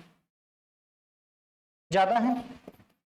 ठीक है, और दक्षिणी गोलार्ध में जल खंड ज्यादा है कि कम है? ठीक है, अब स्थल खंड तेजी से गर्म होंगे और तेजी से ठंडे होंगे। ठीक है, ज्यादा तेजी से गर्म होंगे और ज्यादा तेजी से ठंडे होंगे। ज्यादा तेजी से गर्म तो होंगे तो ठीक है। इसके अलावा अगर यहां पर देखें, अब इसका फैक्टर क्या है, मतलब ये स्थल खंड गर्म हो रहा है ना कि महासागर, लेकिन जब जो कि आयतन है ना वो उत्तरी गोलार्ध में महासागर कम है, और जब कम है तो आयतन भी कम होगा, आयतन कम होगा तो टेम्परेचर भी जल्दी से ज्यादा हो जाएगा उनका अपेक्षाकृत दक्षिणी। ठीक है, तो स्थल खंड ज्यादा है तो महासागरीय क्षेत्र जल खंड थोड़ा सा कम हो जाता है, आयतन उसका कम होगा। जब आयतन कम होगा तो टेम्परेचर उसका जो है वो बहुत जल्दी से इंक्रीज कर जाएगा कंपैरिजन में, है ना, ज्यादा हो जाएगा। कोई प्रश्न होगा तो पूछिएगा, ठीक। टेम्परेचर ज्यादा तो फिर से वही बात,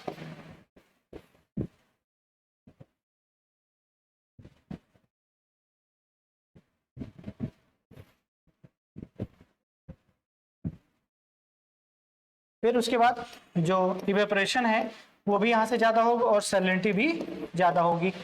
जलखंड चूंकि यहाँ पर ज्यादा है और जलखंड ज्यादा है तो पानी भी बहुत, जो जल है ना वो बहुत देर में गर्म होगा। जब देर में गर्म होगा तो सीधा सा फंडा है कि टेम्परेचर बहुत ज्यादा इंक्रीज नहीं हो पाएगा।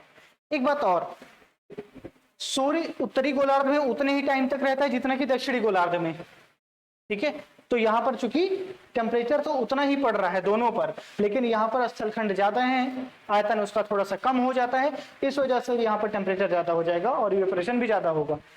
और उत्तरी गोलार्ध में, सॉरी दक्षिणी गोलार्ध में जलखंड ज्यादा है, टाइम लेगा। टेम्परेचर अगर 35 डिग्री ही दिया जा रहा है या 50 डिग्री दिया जा रहा है दोनों को, तो दक्षिणी गोलार्ध जल्दी से गर्म नहीं होगा क्योंकि यहाँ पर जलखंड की अधिकता है और इसकी वजह से इसका टेम्परेचर है वो बहुत ज्यादा नहीं होगा। कंपैरिजन कर रहे हैं ना यहाँ पर, ऐसे ही प्रश्न पूछा जाएगा, उत्तरी गोलार्ध की अपेक्षा दक्षिणी गोलार्ध में लवणता ज्यादा होती है, सही है कि गलत? कम होगी, ठीक है। अब लग रहा है लाइन पर आ गए हैं, सही से चीजें समझ में आ रही हैं, है ना? हो गया ये। ध्रुवीय क्षेत्रों में देखें, उत्तरी ध्रुव पे ज्यादा लवणता है या दक्षिणी ध्रुव पर?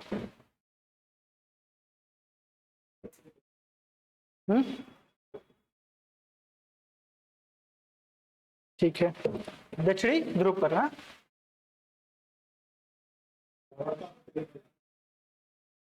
कैसे?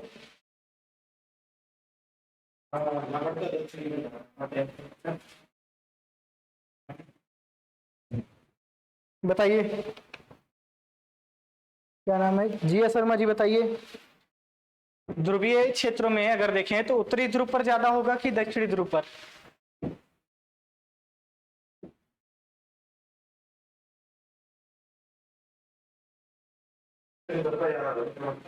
कैसे?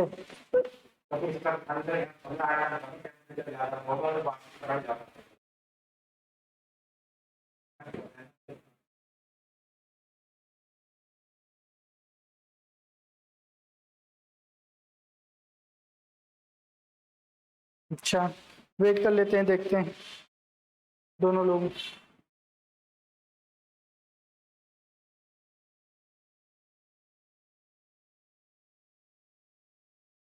कुछ और रीजन है, आपने सही बताया है आंसर, पता है, लेकिन रीजन कुछ और है। चलिए देखेंगे अभी क्या आता है उनका। बाकी ज्यादा होगा, उत्तरी ध्रुव में जो लवणता है वो ज्यादा हो जाएगी। इसका फैक्टर ये है कि जो दक्षिणी ध्रुव है वो अंटार्कटिका के पास स्थित है, वो एक महाद्वीप है ना, अपेक्षाकृत, मतलब कि वहां पर बर्फ तो जमी है लेकिन टेम्परेचर वहां पर थोड़ा सा जो वो जल्दी से गर्म भी होगा, जल्दी से ठंडा भी होगा, लेकिन ठंडा ज्यादा रहता है, समझ रहे हैं? तो वहां का टेम्परेचर कम हो जाता है और जब टेम्परेचर कम हो जाएगा तो हाँ, एंटी आर्कटिक है। ऊपर आर्कटिक होता है, उसका एंटी जो अपोजिट होता है उसे अंटार्कटिका बोलते हैं। हाँ, आर्कटिक ऊपर है, मतलब उत्तरी ध्रुव जो है उसके पास टेम्परेचर ज्यादा हो जाएगा, ठीक है, अपेक्षा। वो चूंकि महासागरों से घिरा है, लेकिन जो महाद्वीप से घिरा है ना दक्षिणी ध्रुव, वो एक ठंडा महाद्वीप है ना, और उसका टेम्परेचर कम होता है। आर्कटिक पे थोड़ा सा ज्यादा होगा, कंपैरिजन में ज्यादा होगा, क्योंकि वहां का जो महासागरीय जल है ना वो बहुत जल्दी ठंडा नहीं होगा ना बहुत जल्दी गर्म होगा, ठीक है, और ज्यादा बड़े क्षेत्र से घिरा हुआ है। जो आर्कटिक है, वो अंटार्कटिक महाद्वीप है, वो चूंकि पहले से ही ठंडा है ना, वो नॉर्मल जो एशिया महाद्वीप है उसकी तरह नहीं है, वो चूंकि पहले से ही ठंडा है। और जब वहां पर क्या कहते हैं टेम्परेचर, वो उस पर टेम्परेचर अचानक और भी कम हो जाएगा किसी भी, जैसे कि मान लीजिए उत्तरी गोलार्ध में जब सूर्य आएगा तो अंटार्कटिक और भी ठंडा हो जाएगा, तापमान और भी कम हो जाएगा। तापमान पहले से ही कम है वहां पर और तापमान और कम हो जाएगा। जब तापमान और कम हो जाएगा तो इस अपेक्षाकृत देखेंगे, एक फैक्टर ये देखिए,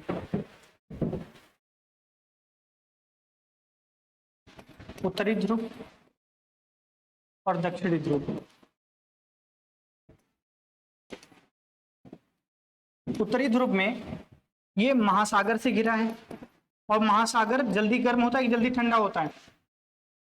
ना तो जल्दी गर्म होता है और ना ही ठंडा होगा उत्तरी ध्रुव पर। अब रीजन तो इन्होंने भी नहीं बताया, लेकिन आपने भी यही आंसर दिया था। ठीक है, उत्तरी ध्रुव पर महासागरीय जल से घिरा है। ठीक है, और जो दक्षिणी ध्रुव है यहाँ पर अंटार्कटिक है। अंटार्कटिक है, अंटार्कटिक महाद्वीप है। क्योंकि यहाँ पर सूर्य की तिरछी किरणें पहुंचती हैं, ये पहले से ही एक ठंडा महाद्वीप माना जाता है। बर्फ का निर्माण यहाँ पर, ग्लेशियर्स का निर्माण हुआ है। टेम्परेचर यहाँ पर पहले से ही कम, यहाँ पर भी पहले से ही कम। ठीक है, लेकिन यहाँ पर यह बहुत ठंडा होगा इसके कंपैरिजन में। अगर 10 डिग्री इसको दें और 10 डिग्री इसको दें, ठीक है, टेम्परेचर, तो ये लंबे समय तक गर्म रहेगा और लंबे समय तक ठंडा रहेगा, ऐसा हो सकता है। और वो जल्दी से गर्म हो जाएगा और जल्दी से ठंडा होगा। एक बात ये समझिए, तो ये चूंकि पहले से ही ठंडा है, और यहाँ पर मान लीजिए 10 डिग्री इसको दिया गया, 10 डिग्री दिया गया, तो महासागर का जल जो है वो यहाँ पर दिया गया, तो ये 10 डिग्री हुआ गर्म। अगर हम इसको 5 डिग्री दे रहे हैं ना, तो ये कम होते होते 8 डिग्री तक आएगा, समझिए। लेकिन अगर हमने इसको 10 डिग्री दिया और इसके बाद हम इसको 5 डिग्री दे रहे हैं ना, तो ये झट से 5 डिग्री पर पहुंच जाएगा। तो अगर कंपैरिजन में अब देखिए, अब यहाँ पर समझिए कि 8 डिग्री टेम्परेचर हुआ इसका और 8 डिग्री इसका हुआ। इस 5 दिया, कम किया हमने, तो ये 5 डिग्री पर तुरंत आ गया, क्योंकि और जल्दी से ठंडा हो जाएगा।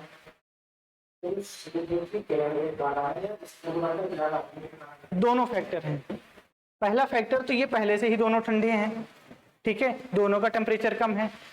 लेकिन देखेंगे कि चूंकि महाद्वीप है, महाद्वीप जल्दी से ठंडा होता है। अगर सूर्य की रोशनी जो थोड़ी बहुत पहुंच भी रही थी, वो अगर कम हो गया, और ठीक है, अगर और कम हो जाएगी, जो सूर्य है वो उत्तरी ध्रुव में पहुंच जाएगा, तो फिर ये टेम्परेचर यहाँ पर और कम हो जाएगा, और ये इसके अपेक्षाकृत ये जल्दी से ठंडा हो जाएगा। ये और ठंडा हो जाएगा, टेम्परेचर और कम हो जाएगा। यहाँ पर देखिए टेम्परेचर का खेल है, ये जल्दी से ठंडा नहीं हो रहा, लेकिन वो जल्दी से ठंडा हो जा रहा है। वो उतना गर्म भी नहीं होता जितना कि ये गर्म था। तो इसमें डिफरेंस जो है ना, वो 2-3 डिग्री का आएगा, लेकिन यहाँ पर डिफरेंस 5-5 डिग्री का आ जाएगा। समझाने के पर्पज से बता रहा हूँ, ताकि और भी कम हो जाता है। समझ रहे हैं? यहाँ पर सीधा सा फंडा है कि ये महासागरीय जल से घिरा है, ना तो ये बहुत जल्दी ठंडा होगा, ना ही बहुत जल्दी गर्म होगा। वो जल्दी से ठंडा होगा, जल्दी से गर्म हो जाएगा। ये गर्म होने का चांस नहीं है, ठंडा ही होने का चांस है उसका। ठीक है, अगर अभी नहीं समझ में आया तो थोड़ा सा आप टाइम दीजिएगा, इसको आपको समझ में आ जाएगा। मैंने सारे पॉइंट्स क्लियर कर दिए हैं। फिर आज उत्तरी ध्रुव और दक्षिणी ध्रुव के कंपैरिजन में देखेंगे, तो जब यहाँ पर थोड़ा सा भी टेम्परेचर ज्यादा होगा ना, तो कंपैरिजन करते हुए देखेंगे तो यहाँ पर टेम्परेचर थोड़ा सा हाई होगा, तो इवेपोरेशन बहुत कम होगा, ठीक है, ना ही के बराबर। लेकिन अगर इसके कंपैरिजन में देखेंगे तो ज्यादा ही होगा, तो यहाँ पर सैलिनिटी भी ज्यादा होगी। इस कंपैरिजन में हम कह रहे हैं, ठीक है,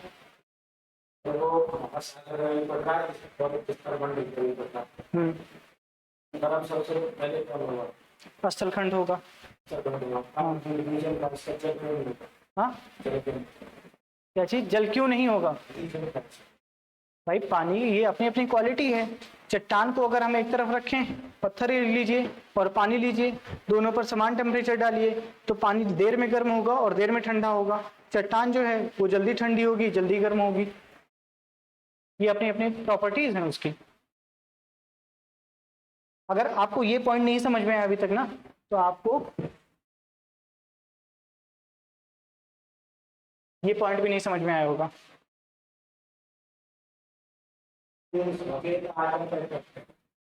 हो सकता है कि वहां रॉक्स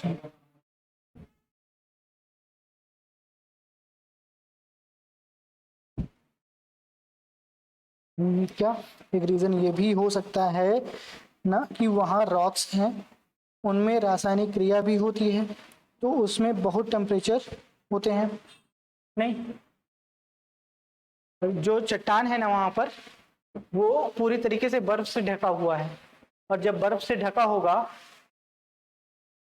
मैंने यहां पर कहीं भी टेम्परेचर इंक्रीज होने की बात ही नहीं की है। इसको मैं फिर से एक बार क्लियर करता हूं, एक बार फिर से समझाता हूं आपको।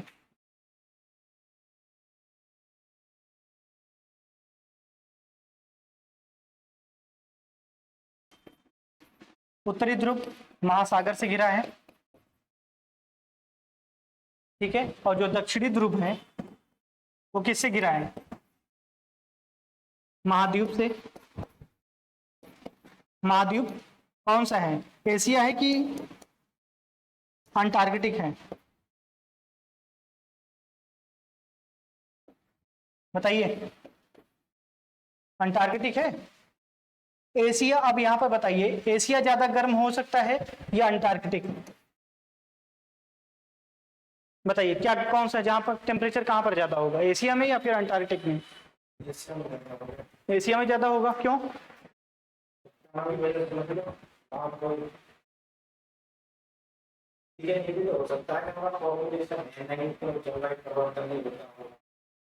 फिर जलवायु परिवर्तन मैटर ही नहीं कर रहा है ना यहाँ पे। अरे आप ये सोचिए ना कि जो सूर्य है, यहाँ एशिया पड़ता है मान लीजिए, और यहाँ पर अंटार्कटिक है, तो सूर्य की जो किरणें हैं, पहले की बात ही नहीं है, सूर्य तो इतना ही मूव करेगा ना, 23.5 डिग्री तक। इसके बाद सूर्य की तिरछी किरणें पहुंचना शुरू हो जाएंगी, ठीक है। तो टेम्परेचर तो हमेशा ही यहीं पर ज्यादा होगा इसके कंपैरिजन में, तभी तो यहाँ पर बर्फ जमा है, सूर्य की किरणें उतनी पहुंच ही नहीं पाती।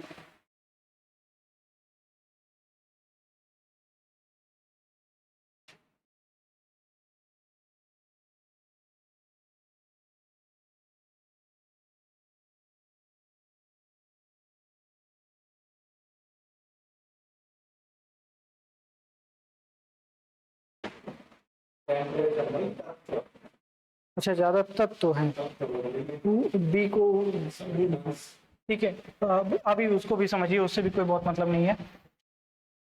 एशिया जो है वो ज्यादा गर्म होगा अपेक्षाकृत अंटार्कटिक के, क्योंकि यहाँ पर सीधी किरणें पहुंचती हैं सूर्य की, यहाँ पर सीधी किरणें नहीं पहुंचती। तो ये एशिया के कंपैरिजन में ये तो ठंडा हो गया, तभी तो यहाँ पे बर्फ है, और हमारे यहाँ बर्फ है, हमारे यहाँ बर्फ है क्या? नहीं पाई जा रहा, तो मतलब इसको छोड़ देते हैं। आप समझिए। अब अगर एक बात और बताइए, अब महासागर जल्दी से गर्म होंगे कि महाद्वीप? महाद्वीप गर्म होंगे। जल्दी से ठंडे क्यों, कौन से होंगे? महाद्वीप। लेकिन महासागरों को देखें तो एक एवरेज टेम्परेचर होगा, अगर वहां पर टेम्परेचर कम कर देंगे ना, तो ये भी नहीं होगा कि वहां पर टेम्परेचर महाद्वीपों की अपेक्षा बहुत कम हो जाएगा, तब भी देखेंगे ना।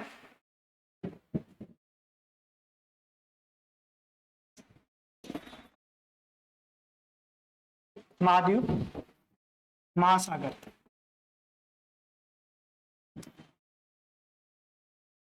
यहां पर टेम्परेचर जल्दी से इंक्रीज होगा और जल्दी से कम होगा, ठीक है, डिक्रीज होगा। यहां पर टेम्परेचर जो महाद्वीप हैं उनकी अपेक्षा ना तो बहुत तेजी से बढ़ेगा, ठीक है, और ना ही टेम्परेचर उनका बहुत तेजी से घटेगा। समझ रहे हैं? ना तो बहुत तेजी से बढ़ेगा, ना तो बहुत तेजी से घटेगा।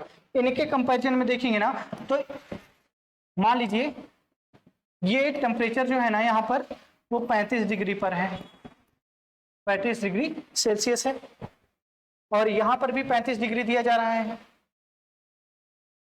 ठीक है।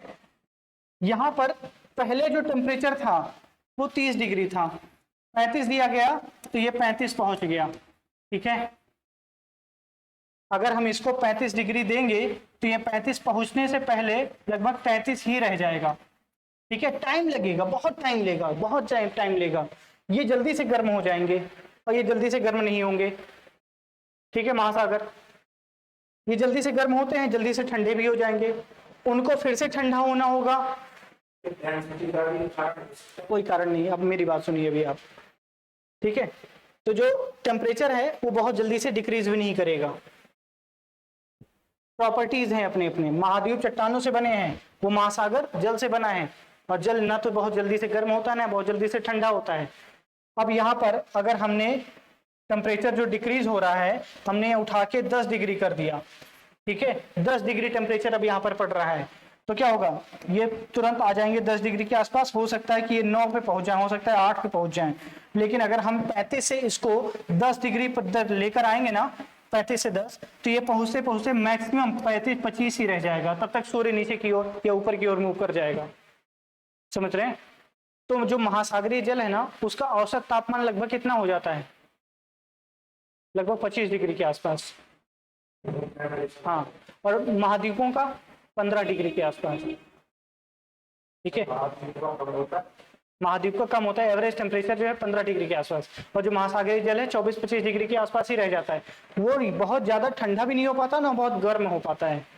जब तक वो ठंडा होना शुरू करता है तब तक सूर्य उधर आ जाता है, और जब जैसे ही वो गर्म होना शुरू होगा तब तक सूर्य जो है वहां से चला जाएगा उधर, उस उत्तरी दक्षिणी या उत्तरी गोलार्ध से। ऐसे ही समझिए इस बात को कि दक्षिणी गोलार्ध में, जो गोलार्ध कर रहा हूं, ध्रुव पर देख रहे थे हम, महाद्वीप यहाँ पर अंटार्कटिक सोचिए, उसके अलावा और कोई महाद्वीप मत देखिए जहाँ पे बर्फ जमी है, टेम्परेचर पहले से कम है।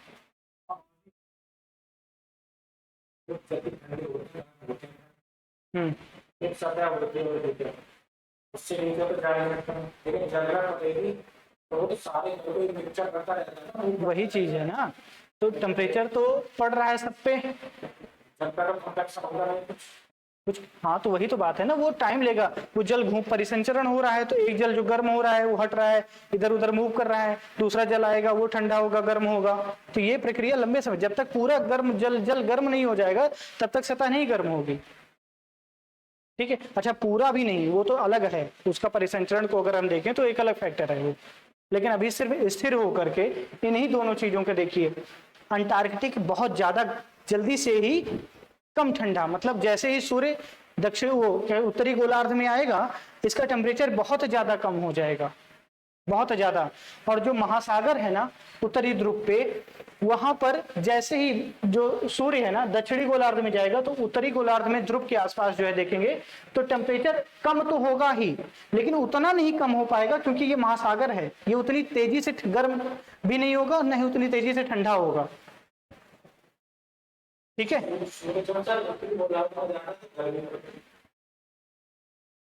महासागर, हम यहाँ पे सारी चीजों को एक साथ मत देखिए, सिर्फ यहाँ पे महासागर और महाद्वीप को देखना है, हम ध्रुवों के आसपास का देख रहे हैं, ठीक है। और वो उत्तरी गोलार्ध में सभी अक्षांशों पर नहीं होती ज्यादा, हम यहाँ पर एक एक फैक्टर को उठा के देख रहे हैं।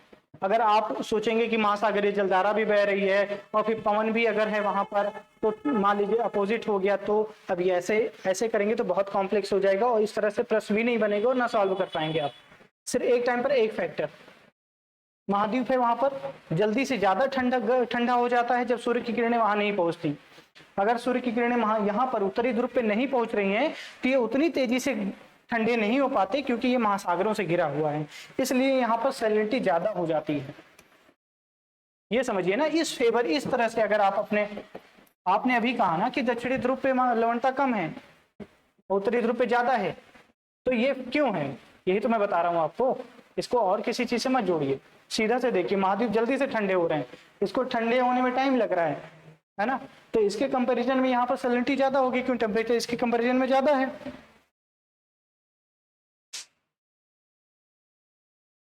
ठीक है। एक और चीज देख लें, वो है वितरण।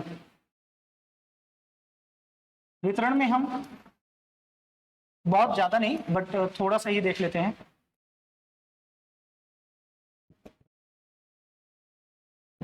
ये कितने डिग्री हुआ, 0 डिग्री, ये 20 डिग्री, ये 40 और ये 60, ठीक है। इधर भी देखेंगे तो ये कितना हो जाएगा, 20 डिग्री, ये 40 डिग्री और ये 60 डिग्री, ठीक है। और यहाँ पर 90 डिग्री या 90 डिग्री, ये नॉर्थ है, ये नॉर्थ नॉर्थ नॉर्थ, ठीक है, ये साउथ साउथ साउथ साउथ।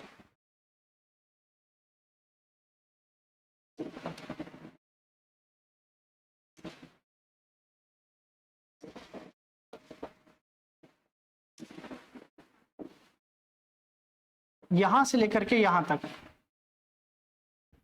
क्यों होगा कम, मैं कल डिस्कस करूंगा। अभी आज के लिए इतना देख लीजिए कि यहां पर जो है वो होगी मध्यम,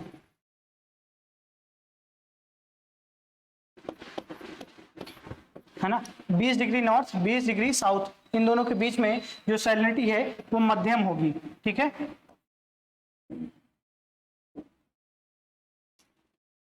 यहां पर 20 से 40 डिग्री के मध्य में जो है वो उच्च लवणता होगी, ठीक है। उच्च की बात कर रहा हूं मैं।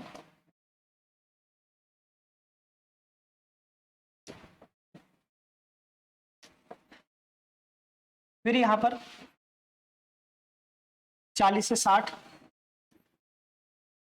मध्यम और 60 ऊपर निम्न, ठीक है। सेम ऐसा ही इधर भी देखेंगे तो उच्च, फिर मध्यम, और इधर जो है वो निम्न हो जाएगी, ठीक है, निम्न लवणता।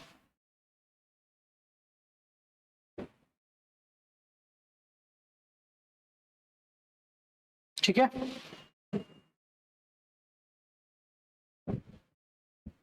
लिखना पड़ेगा, ये बना लो इसको।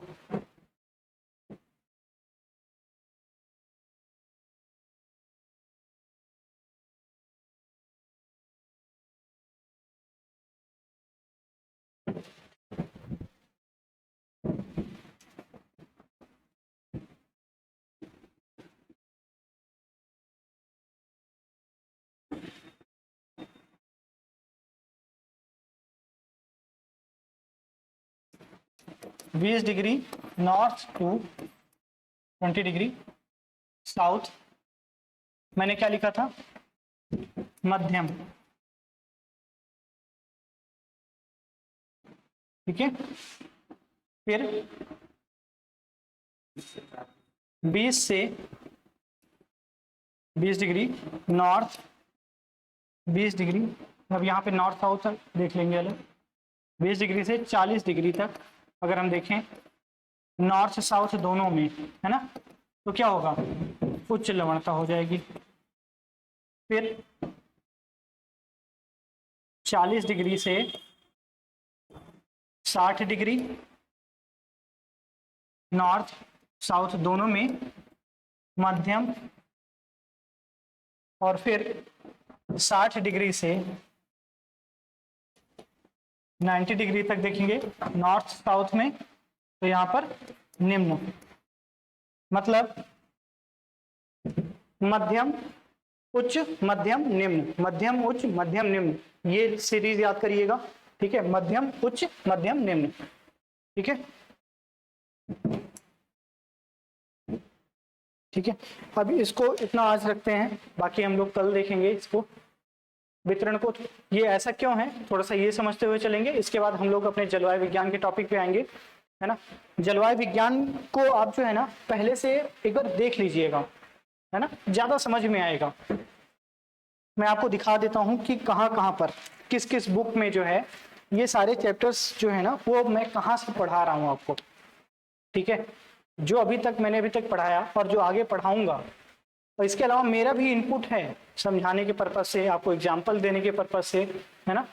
और भी कई फैक्टर्स हैं जहाँ पे, लेकिन उनको आप मत फॉलो करिएगा, वो बुक्स मैं बताऊंगा भी नहीं तो आप उसको पढ़ने चलोगे तो बहुत दिमाग खराब होगा। फिर भी मैं एनसीईआरटीज आपको दिखा देता हूँ कि वो कौन कौन सी एनसीईआरटीज हैं जो आपको पढ़नी चाहिए, है ना। इसमें ही ये बहुत सिंपल तरीके से ये सब टॉपिक्स दिए गए हैं। ये है क्लास 6 की एनसीईआरटी है ना।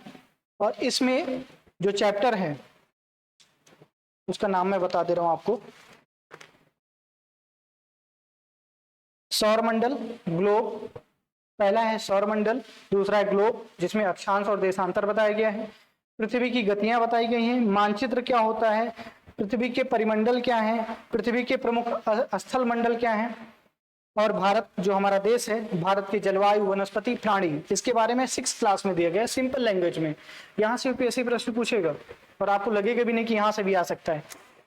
ठीक है, ये न्यू एनसीईआरटी के बारे में बात कर रहा हूँ मैं। क्लास 7th की एनसीईआरटी हमारा पर्यावरण है ना, इसमें जो है देखिए पर्यावरण, पृथ्वी के, हमारी पृथ्वी के अंदर, ये चैप्टर का नाम है। हमारी बदलती पृथ्वी, वायु, वायुमंडल के बारे में बताया गया है। जल, जलमंडल के बारे में बताया गया है। प्राकृतिक वनस्पतियों, वन्य जीव, इसके बारे में। मानवीय पर्यावरण, बस्तियां, परिवहन, संचार, इसके बारे में।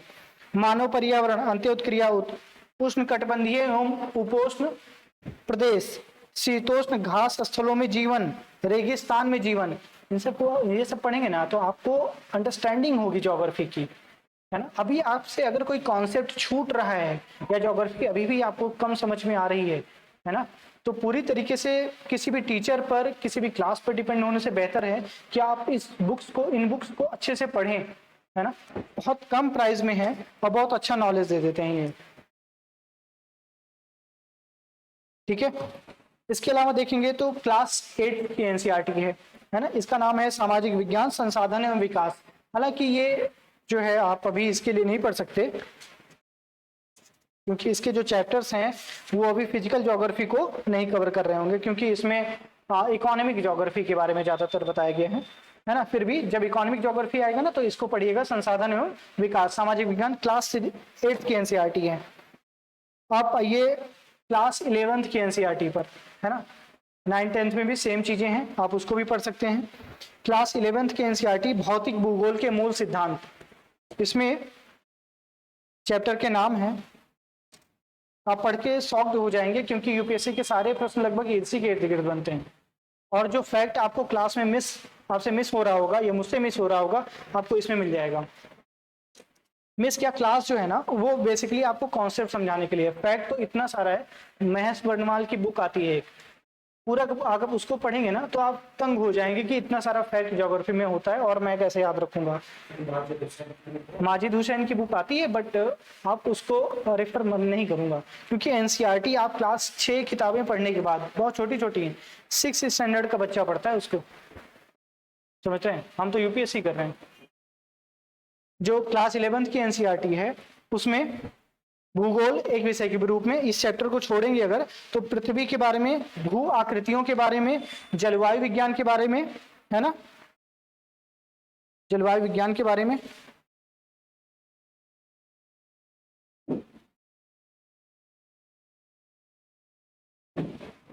जलवायु विज्ञान के बारे में, और क्या कहते हैं महासागरों के बारे में, पृथ्वी पर जीवन के बारे में, इन सब के बारे में डिटेल से दिया गया है। ये न्यू एनसीईआरटी है, ये तो पढ़ना ही पढ़ना है। अगर आप साथ में एक ओल्ड एनसीईआरटी आती है ना क्लास 11th की ही, भूगोल के सिद्धांत, ये है ना, इसमें भी बहुत अच्छे से बताया गया है, आप इसको तो साथ में जरूर रखिएगा। इसके अलावा ज्योग्राफी के लिए आपको कोई भी बुक नहीं पढ़नी है ना। अभी मैं आपको इंडियन ज्योग्राफी का है एक बुक, क्लास 11th की है, उसको आपको पढ़ना होगा, है ना। वो अभी जब हम इंडियन ज्योग्राफी पढ़ेंगे तो हम उसको देखेंगे। अभी मैंने ये बताया कि अभी तक का जो कुछ भी मैंने पढ़ाया है वो इन्हीं बुक्स से है, और जब भी आपको फिर से ज्योग्राफी पढ़ना हो ना तो आप इन्हीं बुक्स को फॉलो करिए, है ना। टीचर अच्छा वही होता है जिसका रिसोर्स अच्छा हो, सोर्स अच्छा हो, है ना। मैं हो सकता है कि अगले साल या अगले साल मेरी क्लास रिलेवेंट ना हो, है ना, तो आप इन बुक्स से आप अच्छे से पढ़ सकते हैं। ट्रेंड हमेशा बदलता रहता है, मैं आज के ट्रेंड के हिसाब से बता रहा हूँ, और हो सकता है 2 साल के बाद आपका ट्रेंड चेंज हो जाए। तो आप इन बुक्स को अच्छे से पढ़िए, और पढ़ने के बाद टीचर पे डिपेंड रहने का टाइम चला गया, और यूपीएससी अब आपसे बहुत ही स्मार्ट तरीके से बात कर रहा है। तो आपको भी टीचर पर डिपेंड नहीं रहना है, उसकी बातों पर डिपेंड नहीं रहना है, बल्कि आपको अपने रिसोर्सेज को मजबूत करना है। तो इन सारी बुक्स को आपको फॉलो करना है और पढ़ डालिए कम से कम 50 बार, कम से कम 1-2 बार पढ़िए, 1-2 बार ढंग से टाइम दीजिए, 1-2 महीना लग सकता है। और जब आप एक बार ढंग से पढ़ लेंगे ना तो दूसरी तीसरी बार आप बहुत फैमिलियर हो जाएंगे, और 10वीं बार तक आते आते ना आप ज्योग्राफी एक पेज रट जाएगा, आपको एक पेज रट जाएगा, एक एक लाइन रट जाएगी। और यूपीएससी अगर यहाँ से प्रश्न घुमा के कितना भी पूछेगा ना कभी भी, तो आप सॉल्व कर लेंगे, किसी भी सब्जेक्ट का हो। कम से कम आपको एनसीईआरटी की जो रीडिंग है ना, वो कम से कम 50 बार लगानी है। इससे कम लगाएंगे ना तो कमांड ही नहीं होगा। जब कमांड नहीं होगा तो प्रश्न घुमा देगा, समझ में ही नहीं आएगा क्या हो गया। इसलिए फॉर्मेलिटी करना बंद करना है कि 5 बार हमने पढ़ लिया, 10 बार पढ़ लिया, गिना दिया हमने। जब तक कॉन्सेप्ट ना क्लियर हो जाए तब तक आपको पढ़ते रहना है। बुक्स को अच्छे से पढ़िए और पढ़ने के ये बाद काम करना है बुक्स ज्योग्राफी में। इसके अलावा कोई भी और बुक पढ़नी ही नहीं है। आपको आपसे मत बहुत पढ़िए। ही स्मार्ट तरीके से बात कर रहा है। अगर आपको मुझे भी बता टीचर दीजिए पर कि अगर डिपेंड कोई नहीं रहना है, टॉपर उसकी ने बातों पर डिपेंड नहीं बताया रहना है कि हाँ ये बुक पढ़नी है तो फिर मुझे उसका बताइएगा कि उसने क्यों कहा है। आपको फॉलो करना है, कहेगा ही नहीं, वो एनसीईआरटी पे तुरंत लौट आएगा। कम से कम 50 बार, कम से कम। हाँ, 1-2 बार पढ़िए, रुक जाइए 2 1-2 बार मिनट। ढंग से टाइम दीजिए, ठीक है, 1-2 महीना लग बस। सकता है। और जब आप एक तो, बार ढंग से पढ़ लेंगे ना, यही है तो दूसरी कि तीसरी जैसे ही बार मान आप लीजिए पॉलिटी में बहुत लक्ष्मीकांत बता familiar रहे हो हैं जाएंगे। तो और तुरंत 10वीं बार टॉपर तक लौट आते आएगा आते ना, ज्योग्राफी के मामले आप में। ज्योग्राफी एक-एक NCERT पेज पर। जाएगा आपको, ठीक है, एक-एक पेज तो रट ये सब जाएगा, चीजें हैं। एक-एक साथ में लाइन रट ये जाएगी। स्टूडेंट और एटलस यूपीएससी अगर यहाँ से आप प्रश्न इसको घुमा फॉलो के करिएगा। कितना भी पूछेगा ना, कभी भी तो आप सॉल्व कर एक लेंगे। एक चैप्टर एक एक किसी बार भी देखिए इसमें क्या है। सब्जेक्ट का हो, कम ठीक से है? कम आपको चलिए फिर आज के लिए NCERT इतना की जो रखते हैं, बाकी रीडिंग है अगली ना, क्लास में वो देखते कम हैं। से कम 50 बार लगानी है। इससे